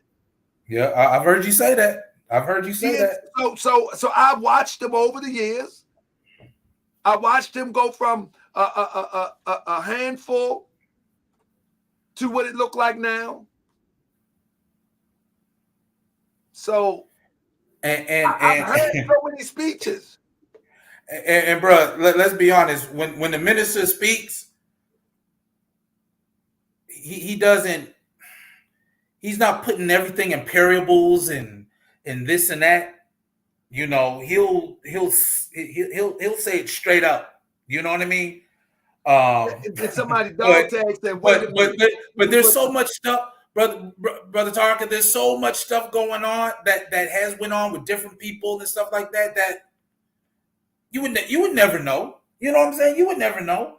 Even people who probably were in and then left. But you know, the funny part is that the initial channel that had this up on YouTube, when I first received it, I went back today and it was gone. But was it what? Okay, so what? So Star himself didn't premiere somebody this. emailed it to him, brother. Okay. And then I tried to get on his show, but I think for him to answer certain questions and whatever, you know, you got to pay a certain amount for him to get on. Brother, you can come in. He said, y'all capping for Farrakhan. Never hold this man accountable for actions. Okay. So what we have to do is have the actions to be verified first, brother. What you want us to do is you want us to falsely accuse the brother. It sounds, if you followed Farrakhan long enough, and I will publicly make an apology if I'm wrong, but if you have followed Farrakhan long enough, you would know that this sounds like a speech that he was giving to sisters about relationships or something, because I remember this.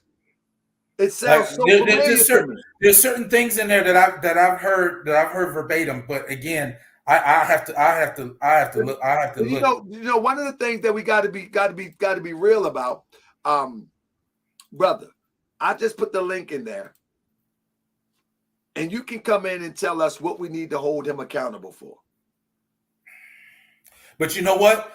Listen, hey, bro. I think a lot of people talking about accountability. Ideology. See, since we're talking about accountability, remember when you were gracious enough to let me come on your show the first time was based on accountability.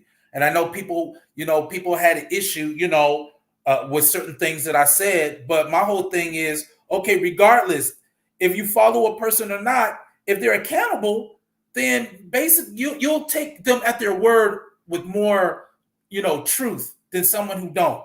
I think the problem is, for existence, when we're talking about Umar Johnson, you know what I mean? Like with Umar Johnson, okay, he's known as for being, being very good with his words, but he's been putting together a school allegedly for over a decade, and all he has is an empty building to show for it.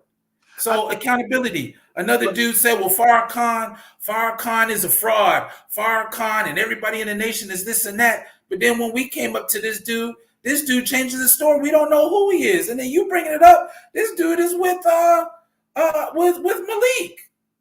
And and that whole thing. Accountability says a lot. I think what we need to get away from. Accountability is so much.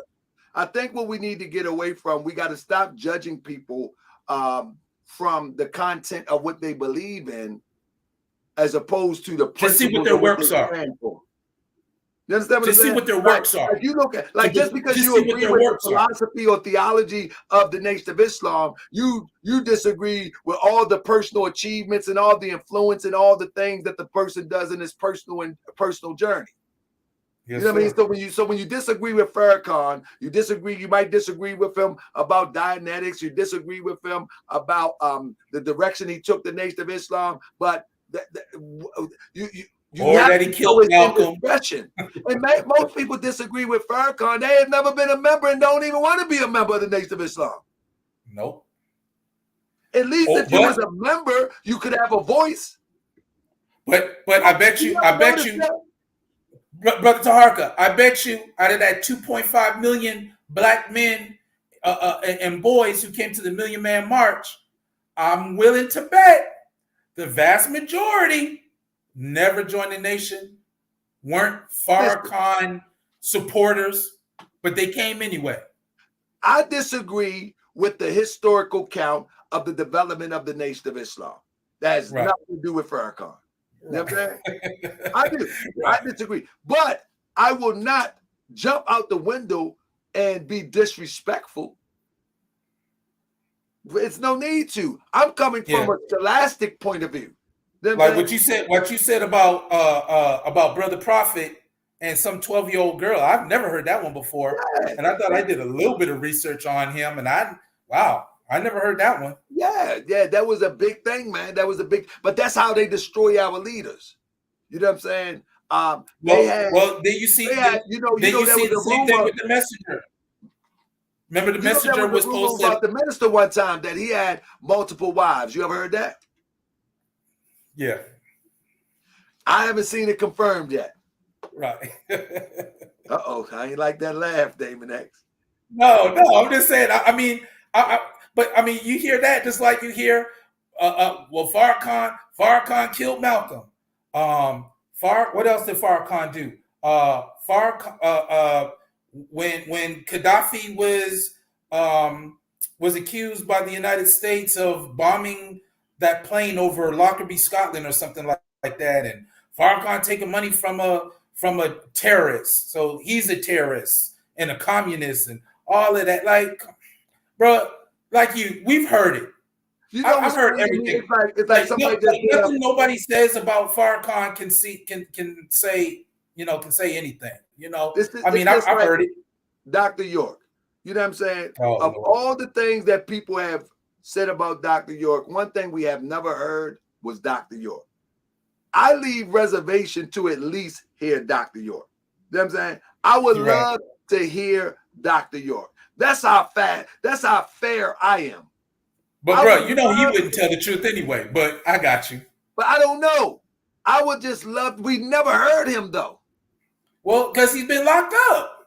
But I'm just saying, we just never heard Dr. York. You know what I mean?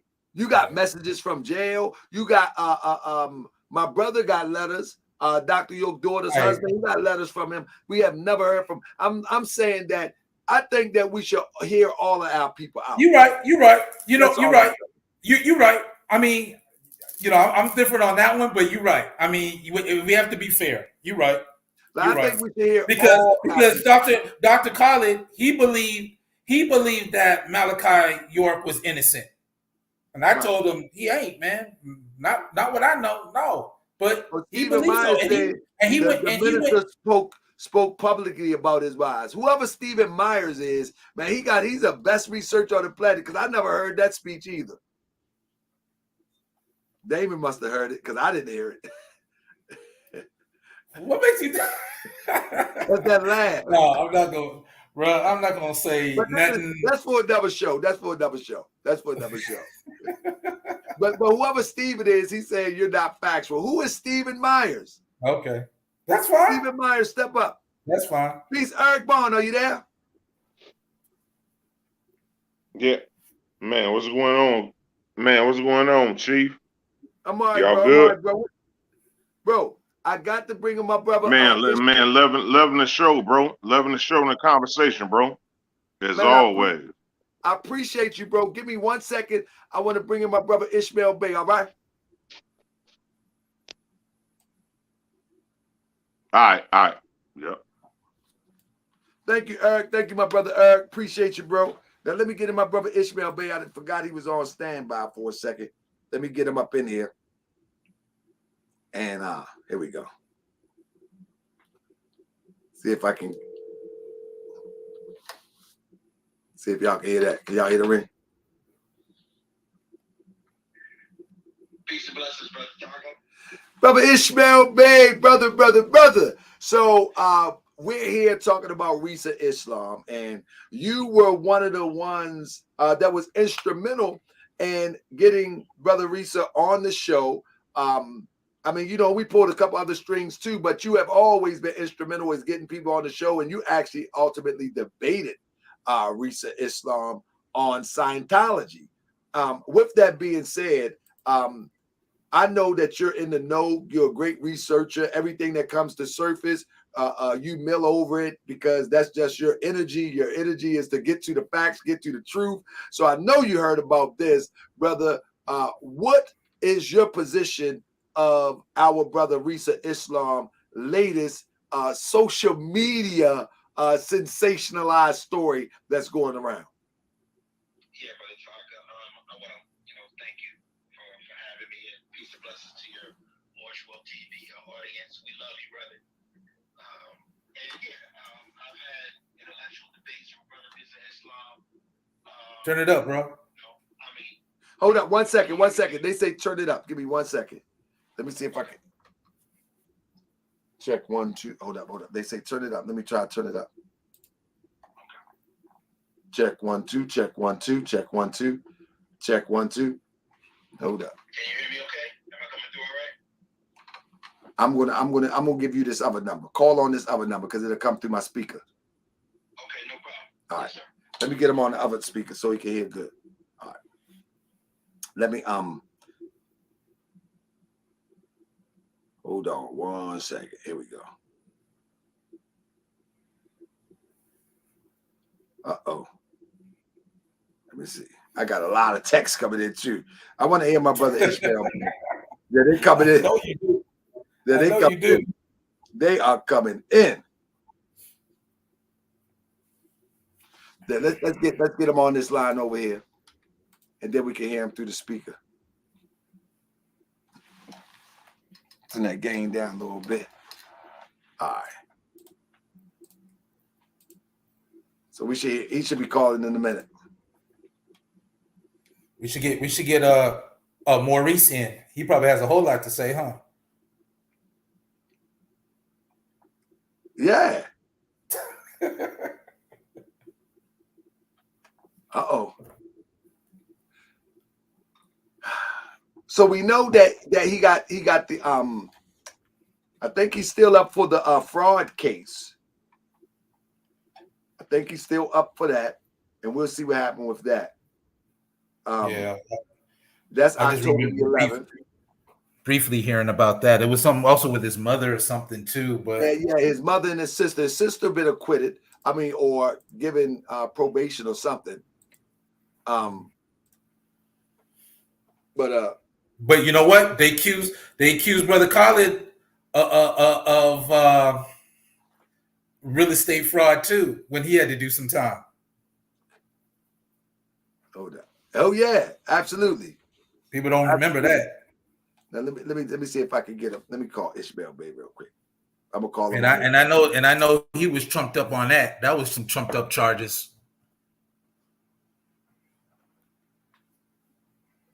There you go. Ish.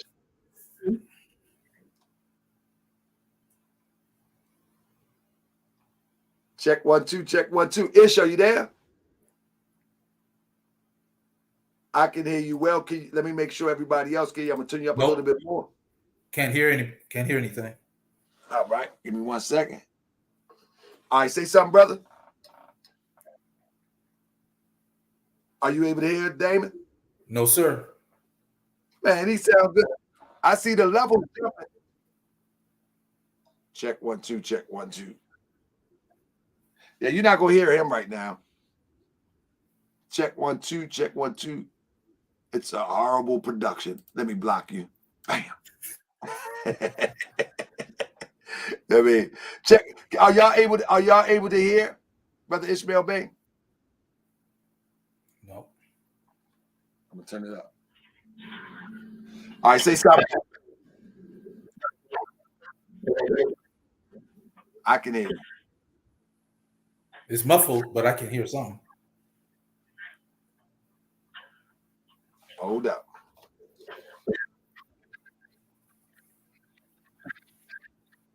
Get that multi-million-dollar setup working, Brother Tarka. Yeah. I think it's better. I think it's better to call on your laptop, bro. Man, thank you so much. So the reason why, no, you good, bro. I'm waiting on you to call.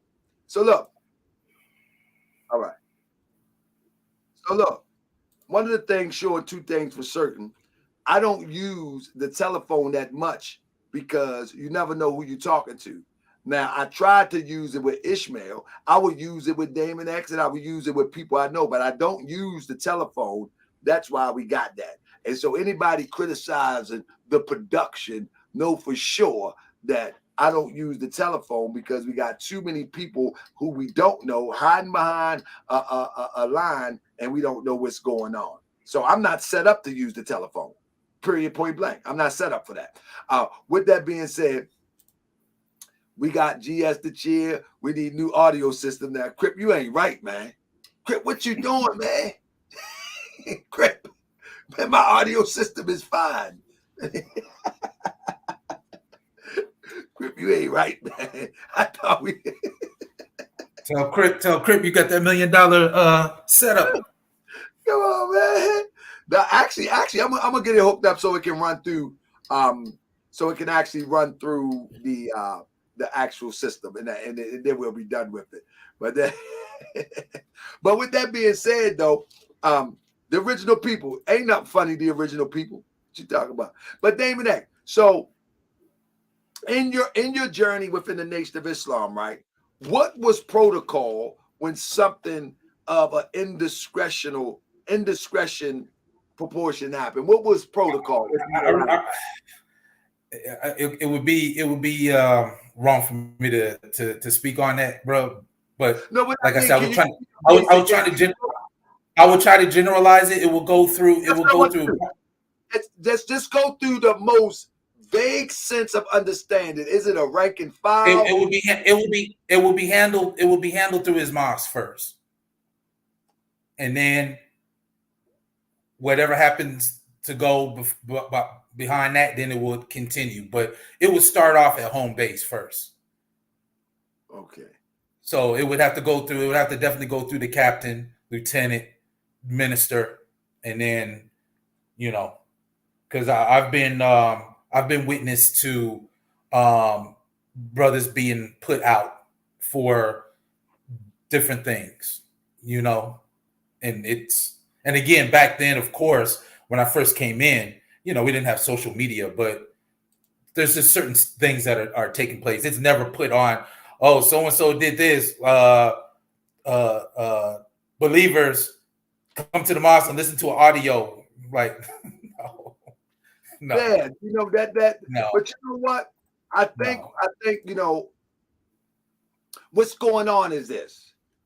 Many times, the minister would be on the big screen at the audio with, at the big, but it would be an event. It'll be something happening. It'll be, but not like this. Well, there's been meetings where he was talking in with video and audio. But it's not addressing an indiscretion though. It's actually giving a presentation. Well, for certain things, it wasn't just a public presentation. It was something that's public presentations. You know what I mean? Oh yeah, public. Yes, sir. Public. Yes, sir. Yes, sir. So here we go. We got my brother Ishmael Bey. Thank you, Ish. You'll be the last speaker of the night. We've been here 2 hours, man. Thank you so much, Damon X. You're welcome, brother. Anytime I'm on here. Hey, I love y'all, bro. Yeah, but I'm so busy with school and everything right now, bro. But I'm gonna start looking, and I'm gonna find listen to this whole thing, and then just see, because man, there's so many. The minister makes so many speeches, and I've heard and damn near 1,000. I can't even remember. The thing is, but I've heard it. I've heard portions of this. I've heard it. I've heard it. And then you just look at how he's talking. It's like who is he talking to? You know what I'm saying? One part seems like he's talking to. We do hear him say, Risa. You know what I mean? You are right.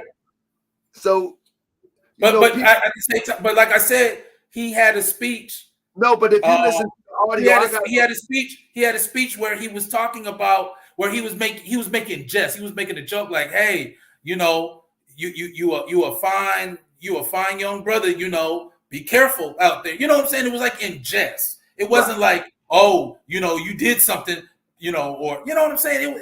But I gotta look for that, and I'm just gonna send it to you so you can listen to the whole thing in context. I just gotta look for it, and then I get that. It was a Grand Chic in Philadelphia. When I started, when I said I was going to do this to defend the Moorish name, I talked to the Grand Chic in Philadelphia, Brother Hopkins Bay, and the first year in, it started getting popular. And I was at his temple in Philadelphia, and he said to me, he said, Grand Chic, find yourself a wife. He said, because you're getting popular, and this is the way that they take you down. You see what I'm saying? And he said, and the sister's going to be coming at you. You see what I'm saying? And so just imagine if that was a speech. Find yourself a wife. You got all of these women.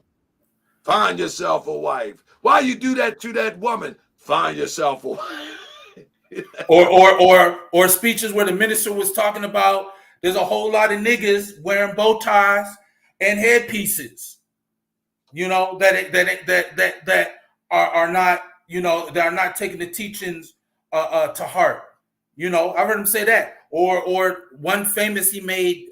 Oh man, I think this was in the early 80s, talking about, hey, we have to deal with rapists and certain people within our community. We got to take them out ourselves.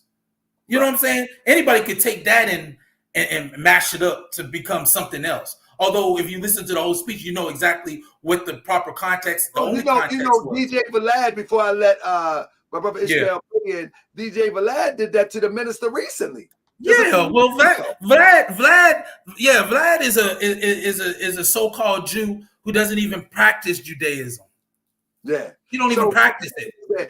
The purpose of this show is let's be slow to act as if our brother is guilty, because this is one of the classic signs that have been repeated. Oh, this is one of the classic signs of something that has been repeated. And let's not blame Farrakhan. And let's not blame Farrakhan trying to subdue the popularity of Brother Rizza, because that's another thing that we want to do. Oh, Farrakhan's behind it. He wants the brother out. Yeah, right. Well, whatever the case may be, Risa is of this generation. No one can subdue the popularity of Risa right now. Not Farrakhan, nobody. And I don't think that even is a question right there. Not Risa is influential. Whether people believe it though, bro. Yeah. But what that means, thanks, bro. Bro, you be fresh, bro. Bro. What are you driving this year? Share it with us, please. Because you don't be posting your whip all the time. What you got this year? You're funny, brother Tahar. Me and Ish met up in DC. The brother had, the first time I ever seen it, the brother had Medunetra cufflinks. I'm like, bro, where they do this at? Like, where they do this at? Like, Ish, love you, brother Tahar. I'm telling you, Ish is humble. I'm telling you, he got the moon roof on the Bentley truck. He got something going. Brother, yes, brother, Ish, what's happening, bro? Peace and blessings to you, brother Grand Sheik. So good to see you. Thank you for having me on Moorish World TV. It's so good to see you and see a beautiful audience. Peace and blessings, bro. Well, brother, have you met Damon X? That's my good brother. Peace, brother. That's my good brother. He helped me smash a few heads with talking crazy on here. And then we got a sister there. Before I allow my brother Ishmael to chime in, sister, what brings you in here, sister minister? Well, I just wanted to say, Ish, I don't know if Ish remembers me from back in the day. Yeah. Well, he knew me as sister minister, but I'm the sister formerly known as sister minister now. So I just wanted to speak on the fact that there's a spirit of misogyny that's going on in the Nation of Islam. I used to, Ishmael Bey knows the brother I used to be with. There was definitely where when sisters would speak up when there was like harsh treatment against the females, they were not being listened to. And so if this is a fake, if this is a compilation of an audio of something that possibly happened, is this what we need to ask ourselves? Is this something where something needs to be investigated, something needs to be looked into because something actually did happen? And if it is a fake, if it's not a fake, then we need to address what, when you gain moments of notoriety in the Nation of Islam, you actually have like this ego trip, and then you lose your way, and then you can end up mistreating even the people closest to you. And so, I mean, whether it's a fake or it's not, something needs to be addressed. Let me say this: I would love to have that conversation. If you would be willing to come on in a I will. Yeah, absolutely. This is why. In this world, and then I'm gonna give it to Ish. In this world, like, so I'm an authentic Grand Sheik of the Moorish Science Temple, and I say that to say that I teach that a sister can come in as a member and ultimately be the top official. In other words, she can be the supreme Grand Sheik and chairwoman of the Moorish Science Temple of America. Now, that's not a common thought. The common thought is that that's a man's position. I don't agree with that position at all. You follow me? And over the years, I have, let me not leave this. I don't want to leave this out. We all have been colonized and victimized and have remnants of this slave mentality. So I still move unconsciously as a dominant male. But I recognize, and when I'm talking to the female counterpart, to our sisters, but I recognize that we are equal. And so I can work on that colonized mind when that ugliness of I'm more dominant than you shows its head. Many of us don't know that comes from a Eurocentric perspective or Eurocentric way of thinking. I say all that to say this. Many times in working with sisters, that even they have been conditioned to believe that they are supposed to take the submissive role, even as it relates to being an intellectual. You know what I'm saying? I'm not talking about physically submissive. I'm talking about like a sister in leadership position. I say, no, you have just as much power as me. Exact that. If you see something out of order, exact that. And so when I look at the NOI and I look at some of the history of the NOI, you know, it does come off as the sisters may not be on the equal playing field as the male counterpart. It appears that way before the public. You know what I'm saying? It just appears. Now, appearance can lie a lot. You know what I'm saying? I don't know. I've not a member of that thing, Nation of Islam. But I can tell you in the Moorish Science Temple of America, it's a thing. It doesn't appear. Now, I can tell you from experience with that. I can't tell you from experience from the NOI. But from the Moorish Science Temple of America perspective and all these different administrations, sisters are perceived as second in line. And I work to fight that. So, sis, your point, that is a great conversation, and we need to have that conversation. Absolutely. You follow me? Let me get Ishmael Bey in. I know I'm long-winded, Ishmael Bey, but I want to, sister, please write the email down to hawkabay@gmail.com. We need that conversation. Come on, Ishmael Bey, what you got? Again, it's so good to see y'all family. And for the record, I got to cut you off one more time. You know what I like about Ishmael Bey? When I grow up, right, I want to be like Ishmael Bey as it relates to being interviewed, right? Because when he come on, right, if you ever seen him anywhere, I'm talking about on cable. He got interviews on cable. He got tons of interviews. He always come off as the intellectual professional, and he'll hit you like Obama, right? Anybody ever see Obama talk? Obama will cuss you out without saying a curse word, and he'll hit the most strongest points. and he'll do it with a smile. Watch how he come in. Come on, Ish. You are funny, Taharka. For the record, I'm driving a Jaguar J-Pace. I love my whip. So anyway, my point is, no, thank you for having me, Brother Tarka. I'm one of those people who are vocally, a critic of many aspects of Scientology, relationship, a Nation of Islam, etc. Stood on my own against all odds, defeated it all, including Rizza. When he came on, I watched him clearly, presented all my evidence. With all that being stated, I don't think for 1 second that brother would harm a woman as far as that charge or that R word. I don't think that he would do that.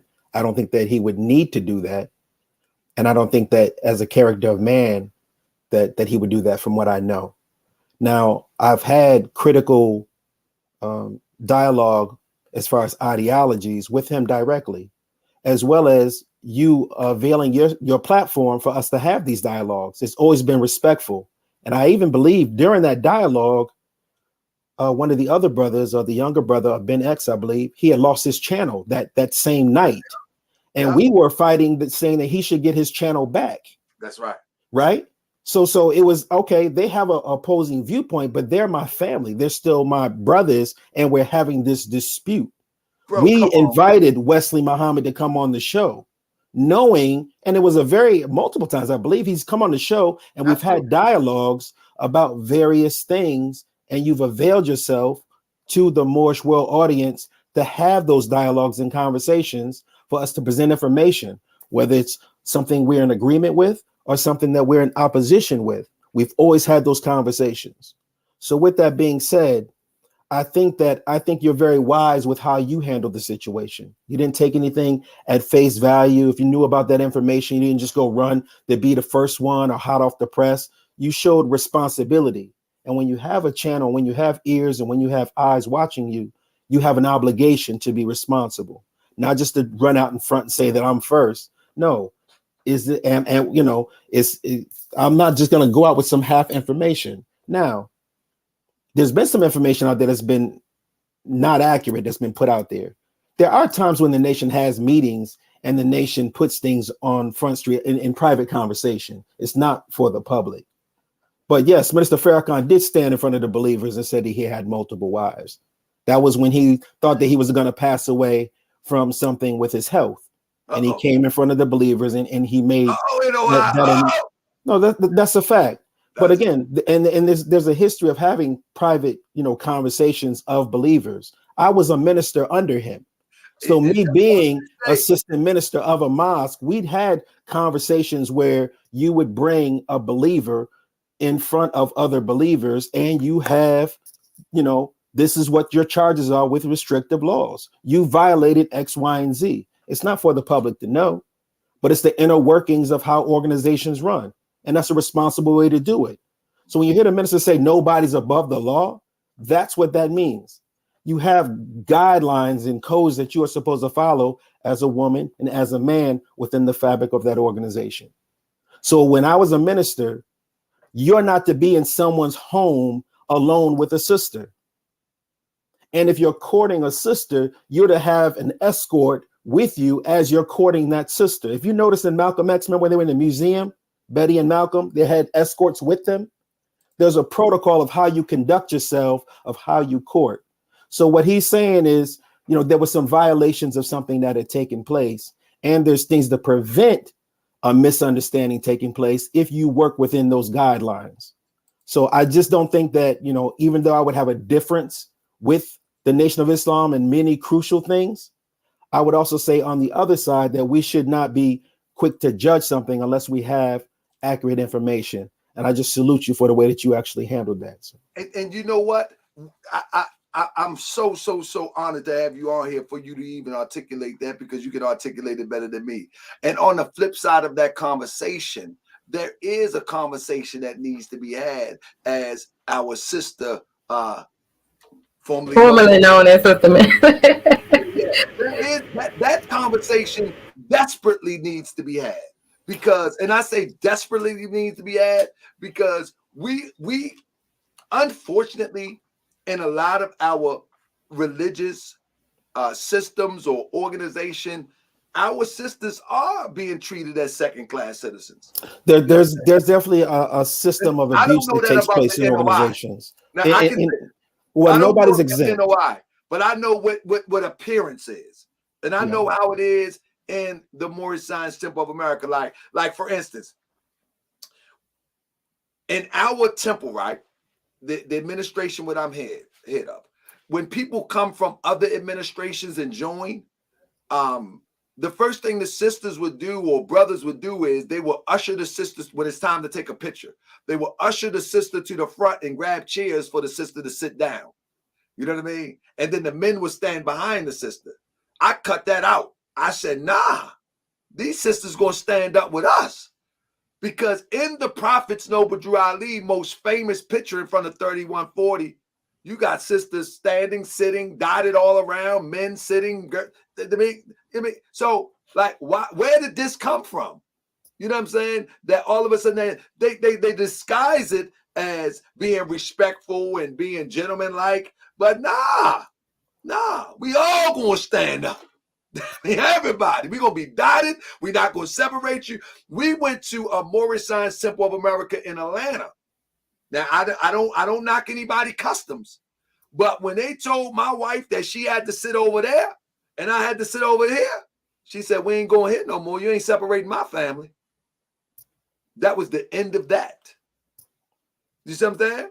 I do indeed. Because we predicate our movement on family itself, family, community, nation, in that order. Fix yourself, then you can be of a value to your family, then you can be of value to your community, then you can be of value to your nation, in that order. Now you ain't separating us. That was the end of that. We ain't never been there since. Right. Let me go to my sister after you. Go ahead, Ish. Okay. And I was just say, as Sister accurately is saying, that there's in every organization, there's a systematic form of abuse that takes place, and people suffer in silence. And there's an element there that doesn't have a voice, and it deserves to have a voice because of that element. Now, on the nation, you do have those who were like, we just lost, beautiful Minister Ava. Minister Ava Muhammad is one of the national ministers, or you may have, Sister Tanetta Muhammad and other ministers within the Nation of Islam that are very highly regarded. But also in the same token, you would also have that element of sisters that were not seen as, they were seen as less than, but at the same time, the nation uplifts a woman because that's one of the core principles of the nation itself also. So you would always have that dichotomy of things that would take place within that, and I noticed that as being a minister, my wife was a lieutenant for over 10 years working under, Sister Betty Muhammad. So we would see some of the elements of those things that would take place within the mosque settings of the West Coast, where we were at. So I think that every sister should be able to have a voice in order to say, I, was mistreated, and have equal justice to be rendered when that's being brought to their attention. Absolutely. Before sister come in, let's talk about it. Say you separate when you go to public restrooms. He must just got out of jail. They got family restrooms. But worshiping together as a family is astronomical. It is. But even the restrooms today, they got family restrooms today. Oh, facts. Yeah, they do. They got family restrooms today. He must have been in jail for quite some time. I don't know. I'm just playing. Let's talk about it. But sis, let our sister, sis, I want you to take us out, and I'm gonna look for your email. And I want it's in the private chat. I want my brother Damon X to actually respond to you, because I see him making some faces up there when you made the first statement. So I want to hear you, and then I want to hear what my brother Damon X has to say. Come on, sis.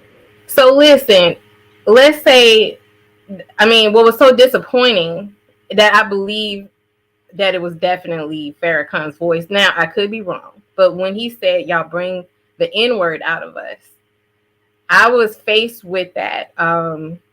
In not only in organizations, or one-on-one relationships, where the men put the onus on the females that like we're responsible for their greatness, like, or they don't take responsibility in the moment, like saying if we having a disagreement, we are responsible. Like you have to hold yourself responsible if we're in a heated argument.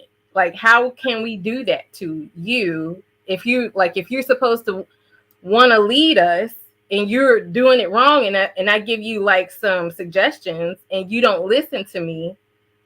That was very disappointing to hear. And if it wasn't Farrakhan, there is definitely a spirit where there are men that feel like you did this to me to make me respond to you this way. And it's just by simply, speaking up, like, let me give you some suggestions so you can lead me the proper way.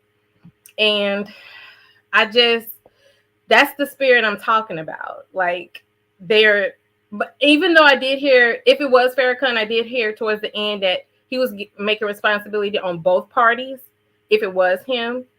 But in the beginning, it seemed like Farrakhan was harder on the female. Like, if you lay down with him, we're like, say, if the female want you to stop, you supposed to be man enough to be like, not get angry, and and respond in a way where she feels, or any female feels like they are held responsible for, like, you doing something. Like, if we're going down the path and we're not supposed to be doing something together, don't have this energy where you was like, well, why did you lay down in the bed with him? That was very disappointing as well. Well, you know what the thing is? I think it's about to what Damon X was saying. It seems as though I heard that somewhere before, and I just want to be patient and see if it actually comes out.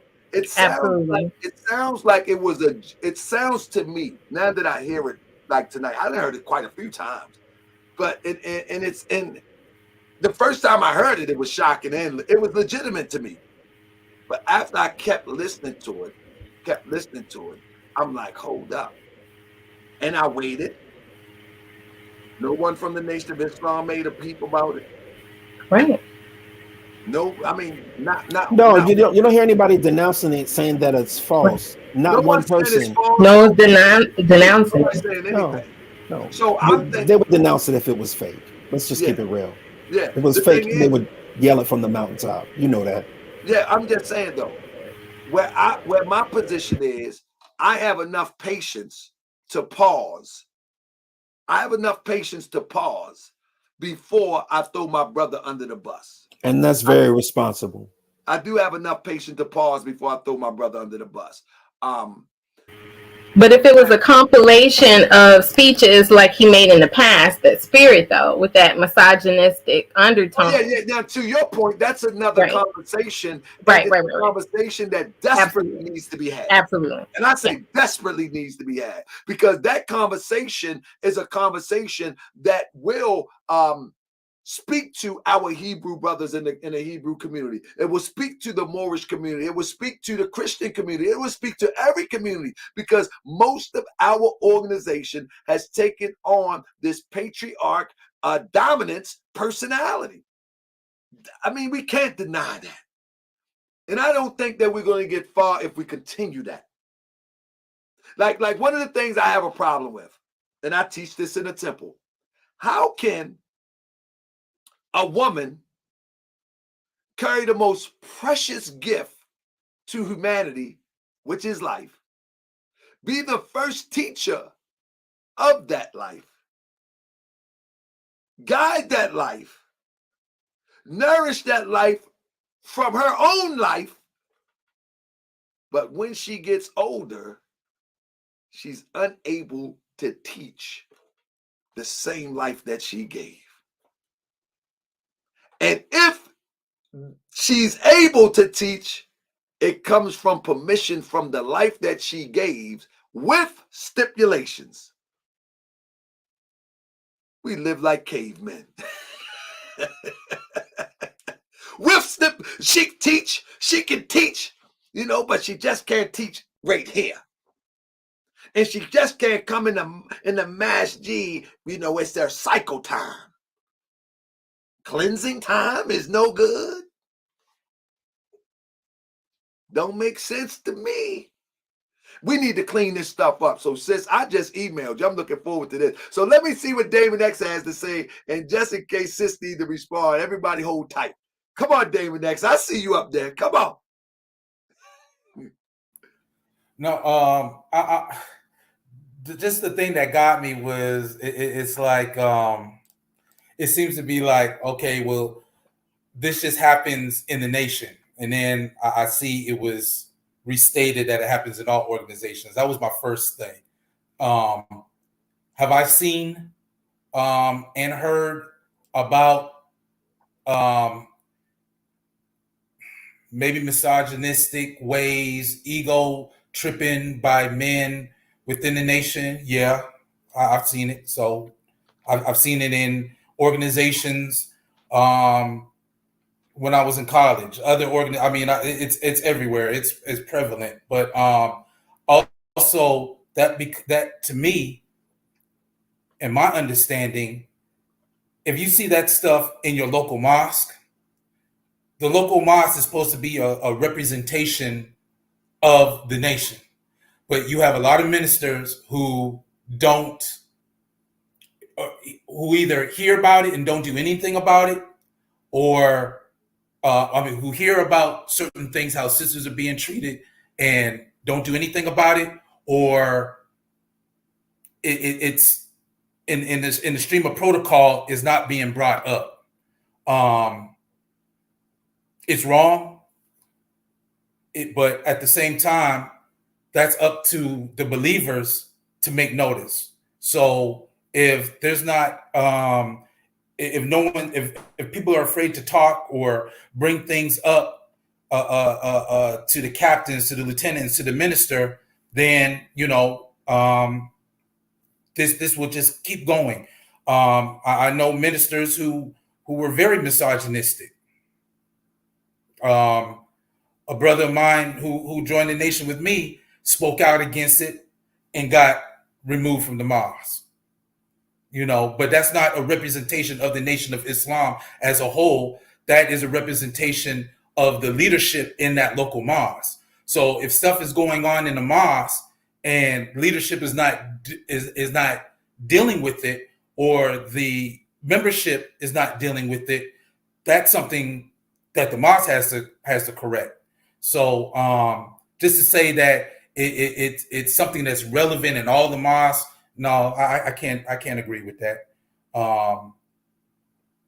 There's some bad apples in all organizations. There's some people who still have that nigger mentality, we can say, and they still bring that on, and they get a little bit of power, and then they want to misuse that power. I mean, that happens everywhere. So I agree, but just at the beginning, it just seemed like it was, oh, this just happens in the nation. And there's plenty of mosques I went to, and I've never seen it. Maybe it was there, but I've never seen it. I've experienced it myself. So like you said, Grand Sheik, I've experienced it, but that was from individuals, and then those individuals are no longer ministers. So, they weren't ready for such a position. They probably shouldn't have had it in the beginning, but it is what it is. So, I won't put the onus just on, well, the nation has a misogynistic way against sisters, because that's not necessarily true. I know two sisters of my own who used to break down the supreme wisdom to me, who I took their counsel very seriously. Shout out to Sister Trinace and Sister Amina Muhammad, because they were very, they practice high science. They were just on it. Like, they should be ministers, in my humble opinion. But you can't prove to me on a whole that the nation is misogynistic or has a misogynistic way. You have bad apples in there, but to have a whole, just to label the whole organization that is wrong. So that's why I was making the faces. But what is being said is true. But let's not candy coat it and just generalize it for everything. There are certain organizations, there are certain mosques that don't do things, that don't do nothing, but want to get people's money or just sell papers. There's mosques that do that, but then there's other mosques that are doing a whole lot. That are working in interfaith services with other religions, that are doing so much other things that we don't hear about. In the august way of doing things. So That was my only thing. But what you were saying is true, but to generalize it is false and would be wrong.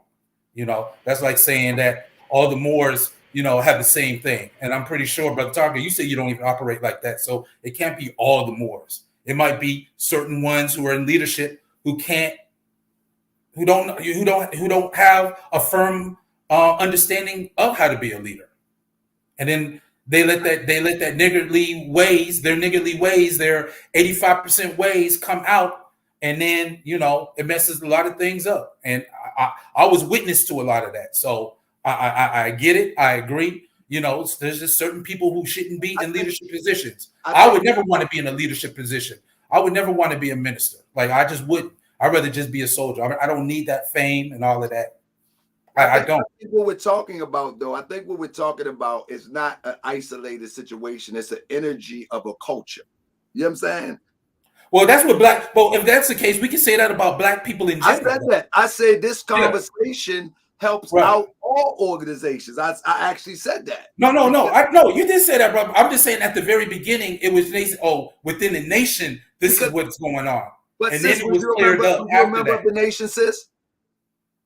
I'm sorry, say it again, Tarka. Were you ever a member of the NOI? I was actually, Ish could tell you, I was thinking about joining. I was with a brother and I was going to join, but the treatment that I got, especially so that's her. I don't mean to cut your wisdom. She's speaking from her experience. Right, her personal mistreatment. That's correct. And she didn't. I didn't hear her say absolute in any way, shape, or form. Absolute. I wasn't generalizing that the whole at large, but when there are just little small incidences where I feel like if you can nip things in the bud, it prevents it from growing into this.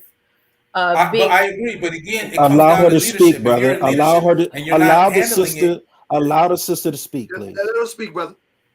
So what I was saying was that even if at the smallest level, when I was trying to address certain things, not only men, the pressure from women to keep quiet and pray on it and let things kind of just solve itself, or let it resolve it on its own, and then not holding some of the men accountable, and just trying to like pushing it under the rug. And I'm not, to be clear, it's not the whole organization at large. It's just my experiences from even thinking about but I'm saying I experienced it within it, so I know what you're saying. But again, that's weak leadership at that mosque. That's all I'm saying. I'm not disagreeing with what you're saying. I agree. I just thought I heard it was just a whole generalization. That was my problem. That was only my problem. Well, I don't want to. Yeah, and it turns a lot of people off. That turns a lot of people off, and I would agree. If you see that stuff and you coming in, wait, this is not what I read about and what I heard about. I'm coming in, I'm seeing something different. I don't want to be dealing with that. And you have every right. You have every right. So I agree with you. Even when you hear even the elder gentlemen saying things like if you want to get multiple wives, and because in the Quran it was saying you're not supposed to, if you get multiple wives, you're not supposed, if you can't treat the women equally, only stay married to one. And you hear elder gentlemen in the nation, and they're saying things like, well, you use the women's jealousy against each other to keep them in check. And then you hear things like, well, sister, what are you doing, to make sure you don't, make him angry. And, so it's so it's crazy. So my thing is, like I said, if it's true, there's something that's hidden and it needs to be brought out. And if it's not true, I think somebody is trying to, speak up because something that actually happened. And maybe, I'm just saying, it's like the women aren't believed because it was And just adding context about some of the things of the structure within the Nation of Islam is a check and balance. If there's charges, as brother accurately said, you bring it up to your chain of command in order for it to be addressed, and it will get addressed even by Minister Farrakhan when he's in your region. He will personally come to your mosque, or you come to hit where he is, and you have that taking place directly from him if needed. Or you would have that element of what Brother Taharka was accurately saying about like the structure of like the mosque is women on one side and men on the other side. Now, the Honorable Elijah Muhammad set it up that way so that you could keep your attention on the message and not on any sister that may be fine that's sitting here next to you that may not be your wife, or some brother that's super handsome and you losing out on the message. No, you're over here. Or you would have. Well, actually, Master Farad Muhammad set it up like that. And the point is that if the classes of NGT was set up on one day and FOI class on this day over here, and no men were allowed to attend or be a part of MGT, because the message that goes to the women should come from the women and be pure and not tainted by the viewpoint of men. So there's a check and balance of what was being established by the Honorable Elijah Muhammad as the messenger, and of course his teacher.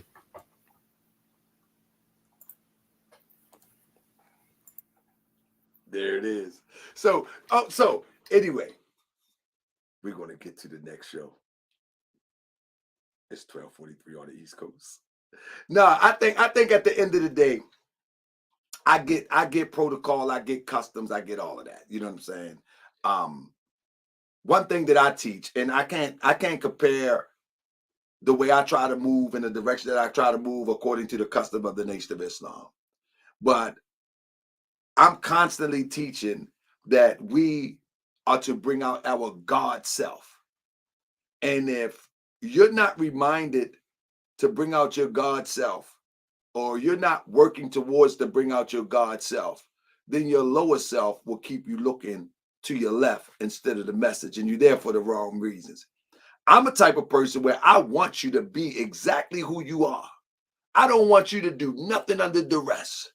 I want you sit next to the sister, and I want to see if you can control yourself. I want her to sit next to you and see if she can control herself.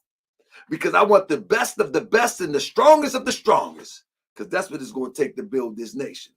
And if you mean you cannot control yourself for an hour and 30 minutes next to a sister, there's nowhere in the world that you're going to be able to control and beat this European, because you are done. You cook noodles. Teach hard, Grand Sheik. Cook noodles. And so I teach straight from the divine space that you are a divine person, and you need to get in that divine space, and whatever's around you means nothing. Like we say every Friday, we raise our thoughts. Friday is on the day that man was formed in flesh, and Friday is the day that he departed out of flesh. So we depart from these fleshly carnal things and raise our thoughts to receive a divine message. So if you sitting here, that don't matter. We raised our thoughts. You know what I mean? We raise them. And so that's the teaching that I teach. You know what I mean? But I don't knock anybody else's customs either.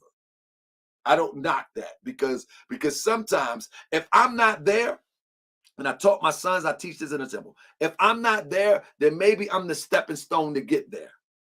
If you're not there, maybe you're the stepping stone to get there. We don't know we don't know what pathway that people are on, what level they're on.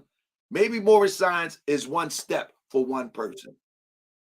Maybe the NOI is one step for one person, and to the state of full unfoldment. But nevertheless, at the end of the day, we are God's people. That seed in us is of God, and that's what we should focus on. And when we focus on that seed that we unfolding into our God self, man, all of that don't matter. Those distractions ain't no distractions. And those distractions, they'll become the opposition that builds your strength and your character anyway. So give me some more. Give me some more. You know what I'm saying? Like, what difference does it make if somebody's sitting next to me and she's half-dressed sister, or she's a provocative sister? When you go to the grocery store today, everybody wearing tights. All they good showing. So if you can't control yourself there, you ain't gonna control yourself there. You're done. You're cooked.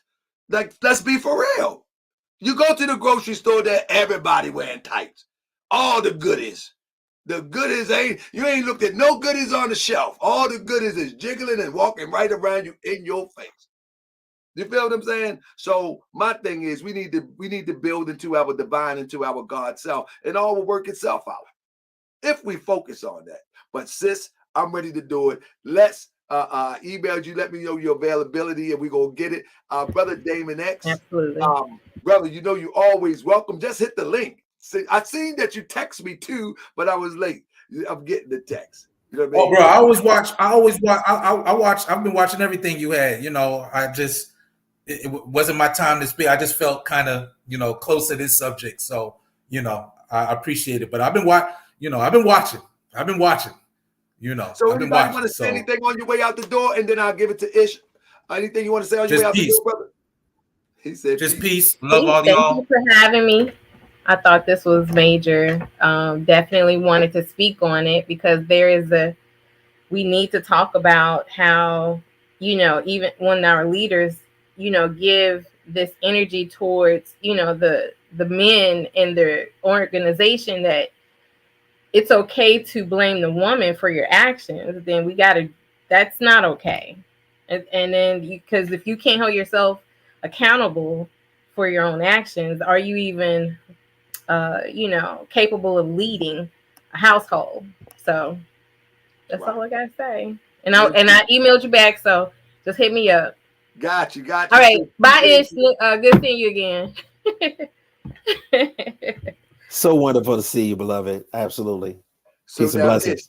So Ish, man, thank you for chiming in, bro. I really, really appreciate it. I didn't even really mean to go this long, but when you come in with the smooth operation, I got and actually I was trying to go this long just to make sure that I get you on, because I know you was in a meeting earlier when I started. So I was gonna push the limits till you get up on it. I cut it short for you, Grand Sheik. I want to thank you so much, brother. I love you so much. And like I said, the works that you do, we never take that for granted, brother.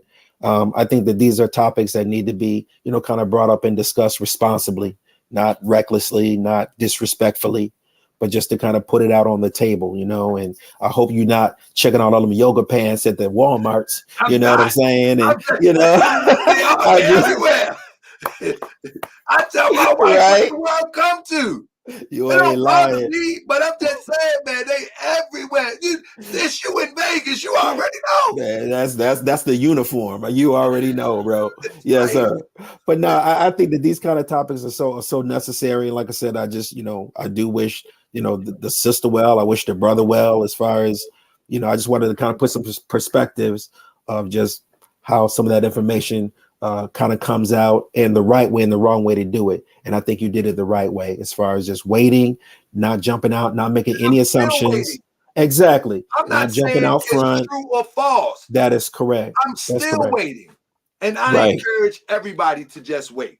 Yes. And I think that we can all take a lesson of that and apply that. Don't just, we're supposed to be innocent until proven guilty. Let's be heavy on the innocent side until we can kind of cross the T's and dot the I's. If not, then don't make any assumptions. I think that's very important. And if it does come out, whichever way it comes out, I think we're grown and it's responsible enough, the Moorish World TV citizens and those who have helped build Moorish World TV like yourself are grown and responsible enough to say, you know what, I was wrong right there. Or, you know what, this is what I meant by this. And, this is how we should proceed from this point on. I think we're responsible enough to do that.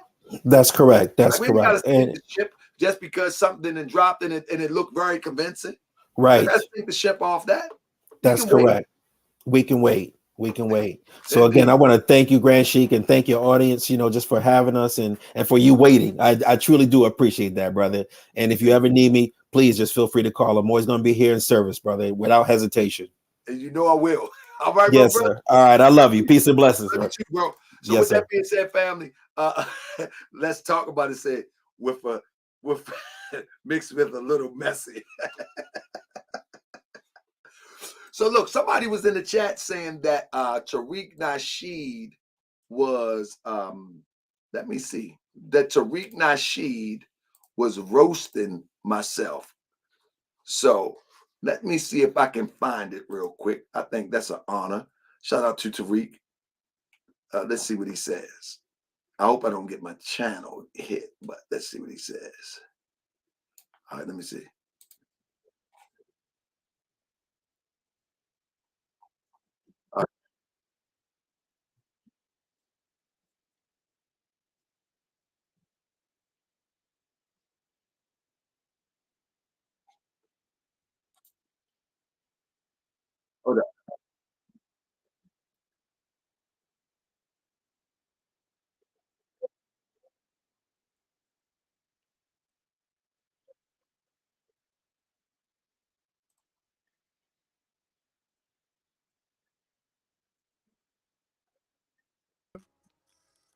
I'm giving you a lifeline right here, brother. Don't do it.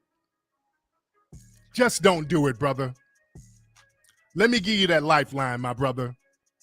Let me give you that lifeline and just take the lifeline and do good stuff. Don't try to get no clout off me, brother, because it's gonna go somewhere that's gonna be real petty and messy. Let me say this.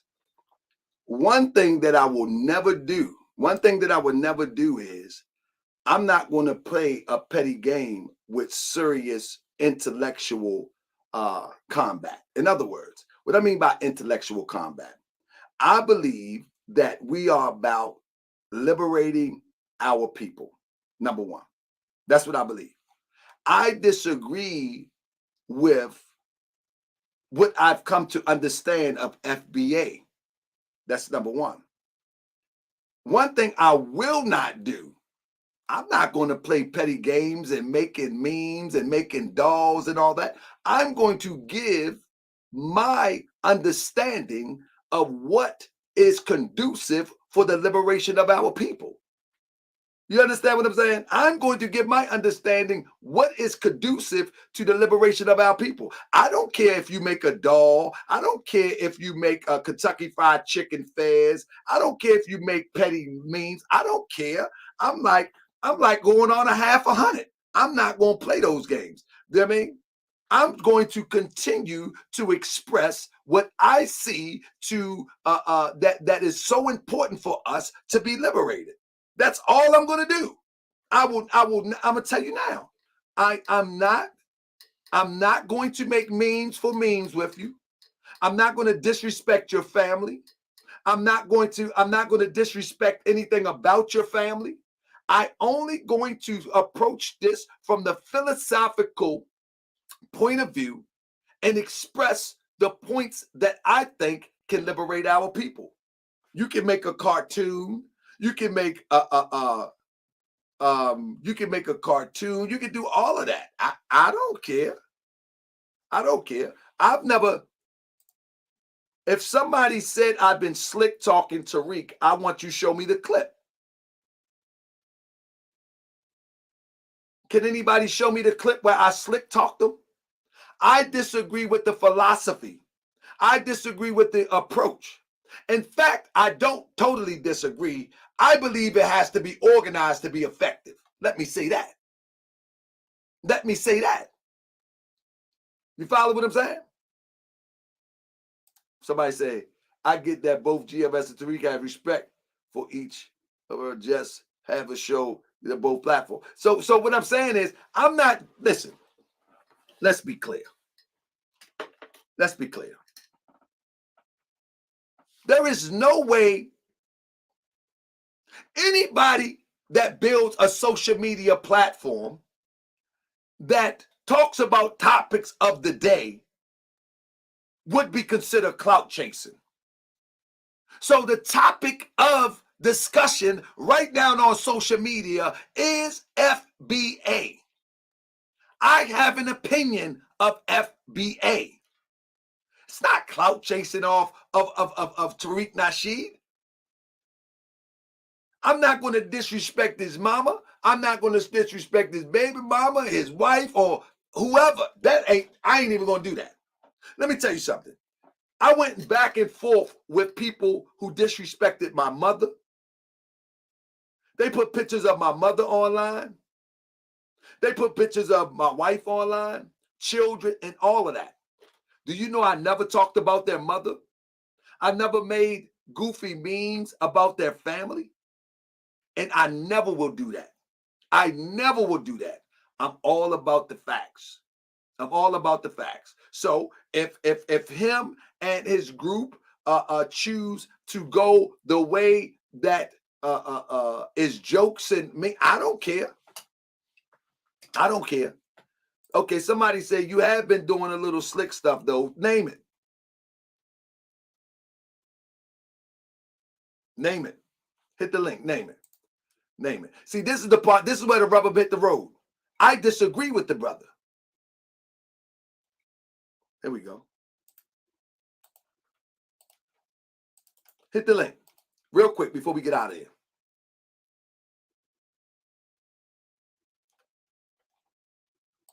Oh, I'm always ready. I'm gonna come with all facts. All facts about the philosophy of FBA. That's it. There you go. There you go.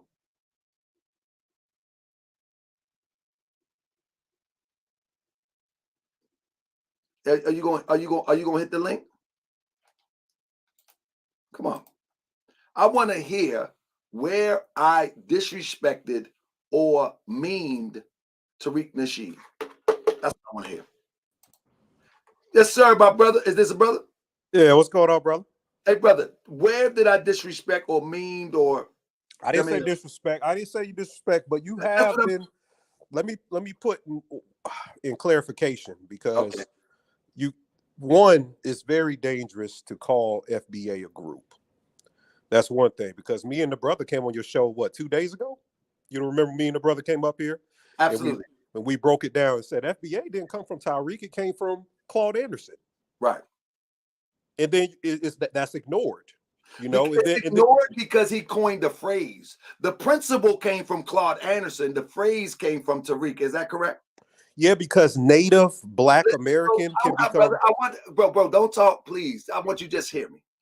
The philosophy or the principle came from Claude Anderson, but the phrase was coined by Tariq. Is that correct? And I want you to stop when you answer that. Is that correct? Yes, that's correct. That's what I'm referring to, brother. Okay, but the reason why Tariq coined that phrase is because Native Black American can mean anything. Foundational Black American is just taking the power from the Jesse Jacksons and the people who named us African American and saying that we were the foundation that built the country. So why can't I disagree with that? I never said you disagree, but I was referring to because you said in the chat that I do be talking slick. I disagree with your position. No, that's all. You put his face on first of all, it's clout chasing. Because he is the face of FBA. Is that true? No, that's not true. He is. No, it's not. That's not true. Brother, from what I've seen, he's the face of FBA, brother. That's for what I'm saying, what people are doing are dangerous. When you put him as the face, you make him a leader. He has said on countless shows, on different Twitter spaces, that the code is the leader. FBA is a lineage. Bro, it's just a lineage. Bro, let me say this, brother. And he rocks with you. He said he rocks with you. Listen, hold up. I don't take this personal when he take a picture of me and put it on the internet. I'm a social media personality, just like he. No, I'm not saying you're taking personal. I didn't put his picture up and disrespected him, nor did he do me. Nah, you be saying stuff and you are laughing. You poke and laugh. Brother, give me the example, brother. Brother, I watch your show. You are a very intelligent person, but you do poke at stuff. Come on now. I do, but I poke. All right. You do poke at stuff. That's all you're saying. That's all you're saying. You poke at stuff, he gonna poke at you. That's all he's saying. No, what I'm saying is, somebody say you do be petty. Only thing I'm saying is I don't mind any memes. I'm saying I'm not going to make any memes. I'm not going to talk about family. I've seen him go back and forth, and I've seen others go back and forth, and they get into family, they get into all that. I would never disrespect the man's family. I would never make memes that is not founded upon. I would never make memes, number one. I will only do truth as it relates to my interpretation of what's right for our people. That's right. It. And I don't think he'll talk about your family, GS. He won't do nothing like that. No. I'm just saying, he said in the video, he's going to make some Christmas dolls. Yeah, all he said was, if you keep doing what you doing, he's going to make a video. Because that's how he do. He's called himself the king of petty. If you want to be petty, he's going to take it to the next level. No, but my thing is, I would rather have a conversation with him about FBA. Come on, Twitter space. Listen to what I'm saying. I would rather have a conversation with him about FBA as gentlemen and men, not as low down, trash, gutter social media. Come on, Twitter space, man. We talk about it every night. Let's come on Twitter space. I'm not. I'll come over there and check it out. Send me a link or something to arguabay@gmail.com. I don't really do Twitter. Okay, well, I'm saying that's where it's going at, brother. If you want to have the real conversation, Twitter is where FBA organized. So if you're just on here making videos, you're making videos. But if you really want to have the real conversation, you gotta come out here and see what's going on. I mean, are we talking face to face like you and I, or is it just typing? Yes, we organize it face to face. I told you that we have our own reparationist board here. Is my camera there? Because I don't like doing text talk. Yeah, you can come up. All right, I need to get that information. Yeah, but you gotta understand. You got Ani, you gotta understand, and Tariq Nasheed gonna have to understand too. When you have some sort of popularity and you're growing a concept on social media, people will talk about it. I just don't want to be in the space of those attackers, because I will attack the information, but I definitely are not going to attack the individual. But earlier you was calling it a cult. You were saying certain things. Listen what I said. I said, listen to me, brother. Okay. Listen to me. I said that when people begin to threaten me about my opinion, it comes off as a cult. That's an individual, GS. I said I got a few emails. From individuals, not FBA. So this is what I'm trying to tell you, brother. If they coming from the foundation of FBA, no. You making something up now. Those are individuals. Listen, if they come at me sideways, right? If they come at me sideways and they saying they rep FBA, I'm saying that it comes off like a cult. It's just like you, my brother Ani. If Moors came at you and just started hitting up your email and saying, you're a Moor, we all Moors, and you'd be like, man, what type of going on in here?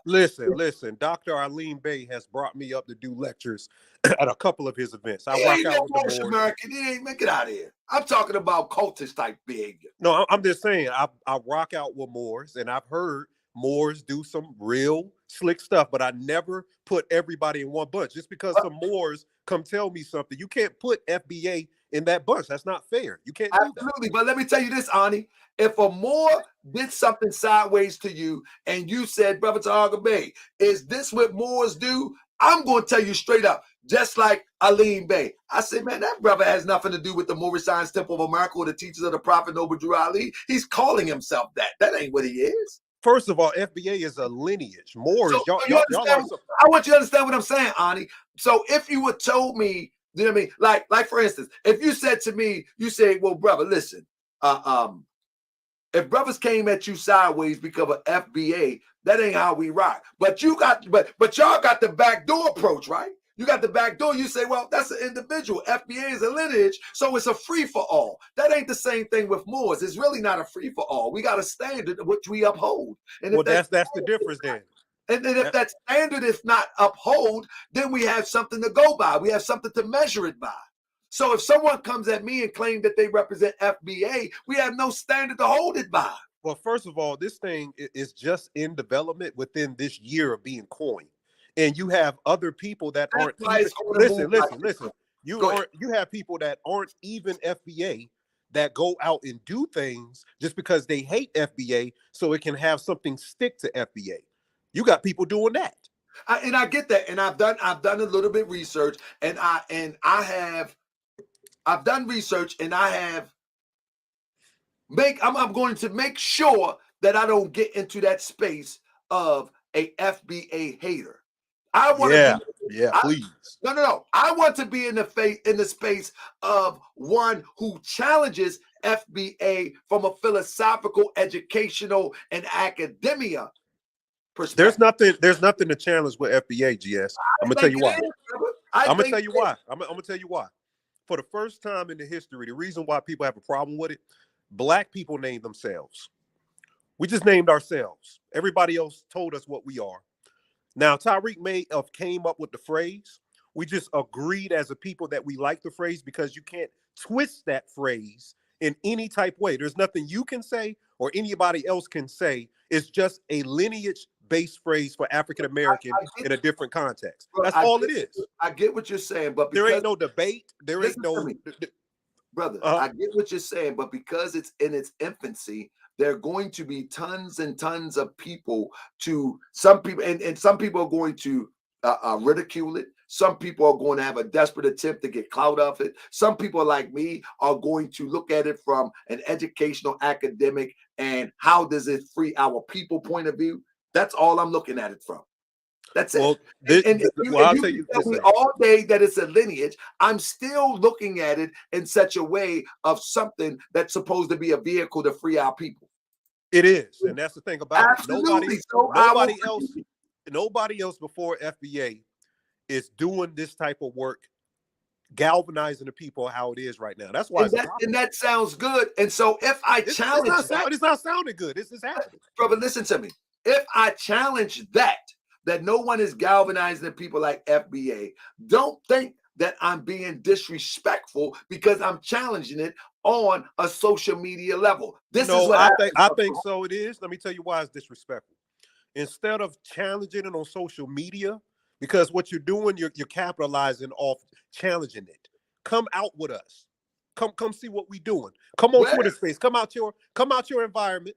Bro, you telling me to come out with you, but then you invite me to Twitter space. I thought you was on the ground or something. What you doing on the ground? We are on the ground, but what I'm saying is just like all these people that be on the internet and they be putting out where they gonna be at. That's some stuff. Listen to me. We don't hang out with us. Listen to how this sound in this industrialized world. Come hang out with us. We're on Twitter space. I didn't say hang out. I said come have the discussion. We have real discussions. We have problem solving discussions in our community.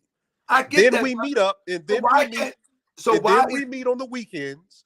We meet in person on the weekends in different states. So we problem solve throughout the week on Twitter space. Everybody is in their own state. Now all of us are in the same state. So we organize in our states. We had the brother just show you what we do. Last show, me and you was here. Everybody for their state, there's an FBA reparationalist board for each state. Then we meet up on the weekend. FBA is a lineage, and now you're saying they got a board. So you come on. No, reparations is separate from a lineage, brother. Listen to what you just said. You said FBA got a reparations board. Now, no, I didn't. I said that the people under FBA, there's people that are of the lineage. Listen. I got you. I know what you're about to say. The people under Black American, foundational Black American lineage. There's in each state there's reparationalist boards. I didn't say FBA are the people that's organizing boards. I said people of the lineage of FBA. And listen to what I said on my last show. On my last show, I said that these boards have been organized before the phrase was coined. Therefore, and what have they done? Let me finish. Therefore, it seems disingenuous where if I form a board for reparations and now you say that my board is FBA. No, I didn't say that. You twisted my words. I didn't say you said that. I didn't say you said that. Okay. I said it seems a bit disingenuous that these boards predate the coining of the phrase. Let me ask you a question. What does that have to do with the future? If there was a board before and there's a board now? Because it seems as if FBA is attaching itself to something that predates. No, that's your opinion. Now, are these people? Let me ask you a question. Are these people claiming FBA? Some of them claim FBA. Some of them don't. See, we're not out. Listen, we're not out to have you claim FBA. You are FBA anyway. GS, you are FBA. I know you're going to say that, and you're whether you claim it or not. Just like you call me a Moor. I know I'm a Moor, brother. I'm just saying. I know I'm. Listen. See, I know I'm a Moor, and I know I'm FBA. I know both of that because I'm knowledgeable. Right. So that's the thing about it. We're not trying to make you claim FBA. You are FBA. That ain't what I'm approaching. I understand the philosophy of FBA. Like. Obvious. I just think that what's going to liberate us is critical analysis of all situations and organizations that are moving in one accord to get to the desired place. That's it. Well, that's what we're doing. And we're not a cult. We're not doing that. We don't care about all of that. We just know for the first time Black people came together and we did something. So let me ask you a question. Why is it if one disagrees, there's going to be Christmas dolls. Nah, you ain't been disagreeing. You just admitted you've been doing slick stuff. You just admitted. No, I did not. But yes, you did. I You said you have said some things, and people in the chat told you you've been doing slick stuff. I said, Everybody what? ain't lying. Everybody ain't lying. Brother, I never said that. I said what But I you be see, doing. if you go in your chat room, you're gonna see a lot of people say I you've been don't doing care slick. what they say. I'm doing a conversation about FBA, so of course they're going to interpret some of it for slick stuff. I'm asking you specifically what are you I'm saying you have been doing slick stuff. I'm saying what is it, brother? I already named it. Go back and rewind. I just told you what you did. What did you say? I said that when you use Tyreek's face and you put it on as first of all, you're taking him and you're making him a leader. This is the first thing I said. We're gonna go right back into it. This is the thing with these type of conversations. These people in these type of conversations, y'all, no, you're not. You took his face. You put his face on. You didn't have to put his face up there. You could have just put FBA conversation. You put his face up there because you're trying to make him the leader of it. You're trying to make him the voice of it. I'm not trying to make him the leader. He coined the phrase for God. That doesn't mean nothing. It doesn't mean nothing to us. Bro, let me ask you a question. If these Europeans on CNN and all of these outlets put Tariq Nasheed's face on the screen to have a discussion about Tariq Nasheed, would you come in that? Would you reach out to them and with this type of velocity and this type of fire? You saying I have a lost brother? You are the most fierest brother. No, I'm asking you. I'm asking you.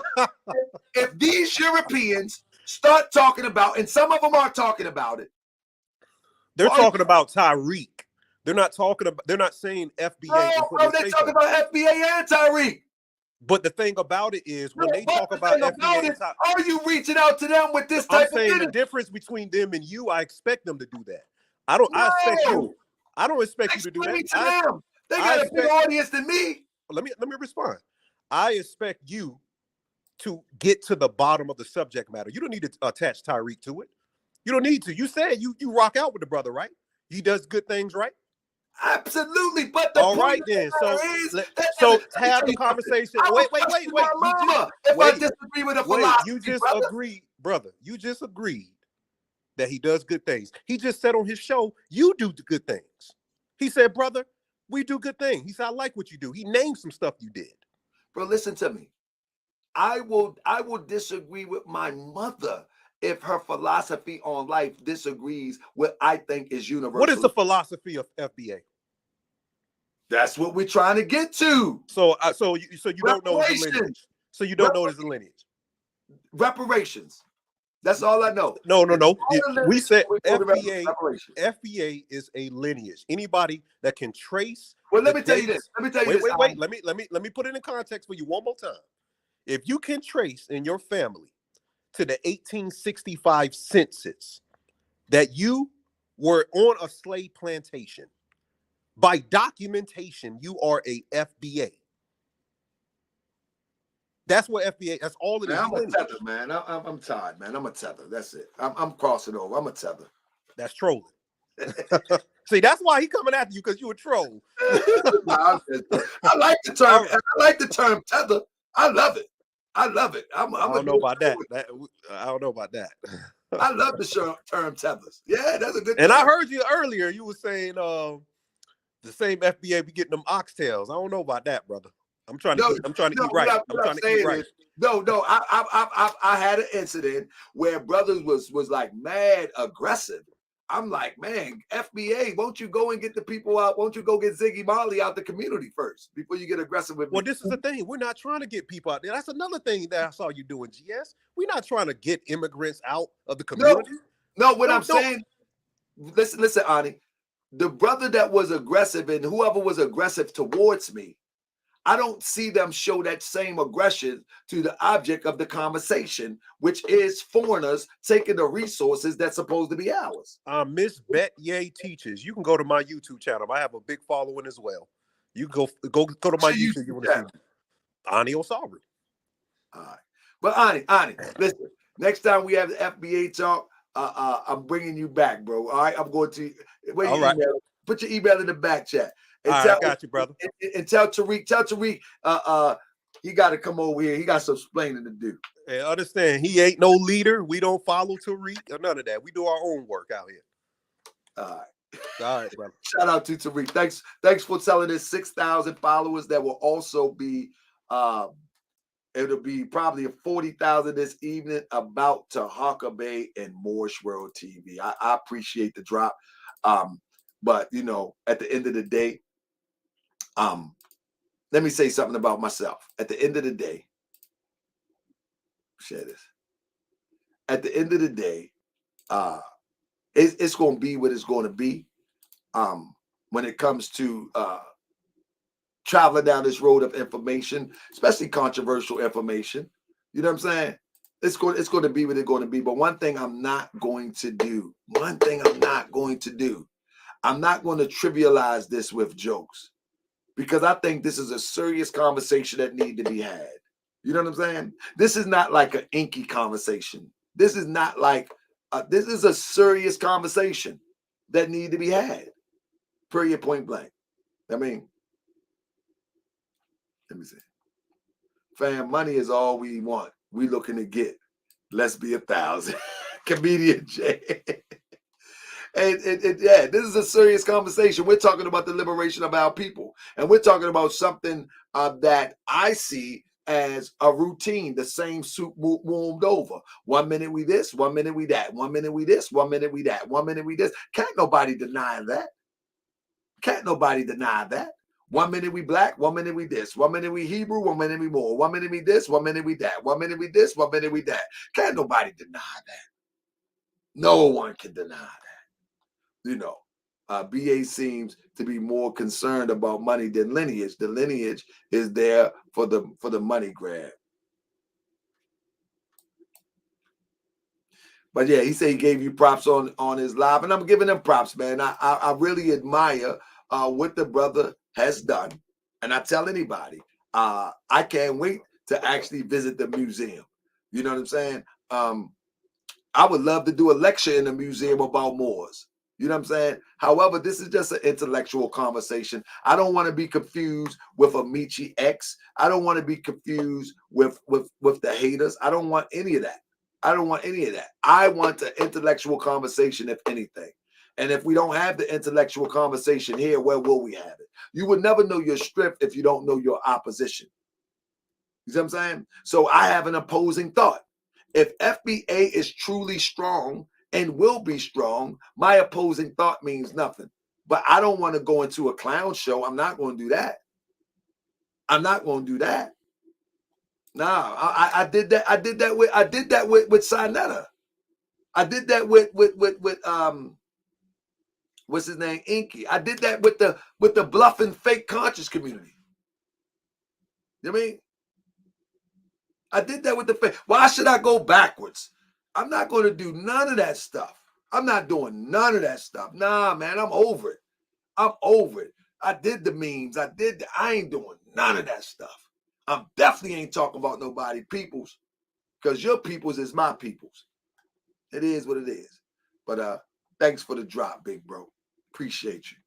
You're the biggest thing on YouTube right now. Social media, next to Risa Islam. Yeah, man. That's right. That's right. Steve Mize said he donated to the museum. It's all about our folks. That's right. I mean, anyway, fellas, we'll be back tomorrow. We might be talking about FBA tomorrow. I'm not sure. We might be talking about FBA tomorrow. Oh, we might be bringing a sister in. I got some other content. I'm not going to be stuck on FBA. I'm just not going to do it. Nah. I'm not going to do the crabs in the barrel. I will express my philosophy. And if I get heated sometime, if I'm attacked, you know what I mean, I may revert back and go hard. But for the most part, let's just get to the information. With that being said, shout out to each and every one of y'all. Hope y'all enjoy y'all night. It was fun while it lasted, and I see y'all tomorrow night. Let's get it. I be that more you gon' remember. I'ma be that more you gon' remember. I be that more you gon' remember. Tahaka Bay front line till the law call my number. I be that more you gon' remember. I'ma be that more you gon' remember. That's right. I be that more you gon' remember. Tahaka Bay front line till the law call my number. If you a friend of the Moors, then you's a friend of mine. I was told to watch my enemies, now hold my line. Those that speak against the prophet, they speak against me. And I'm speaking about the prophet over Drew Ali, who was the first to remind you and bind you back to Morocco, the mountains, Mississippi, and Quebec.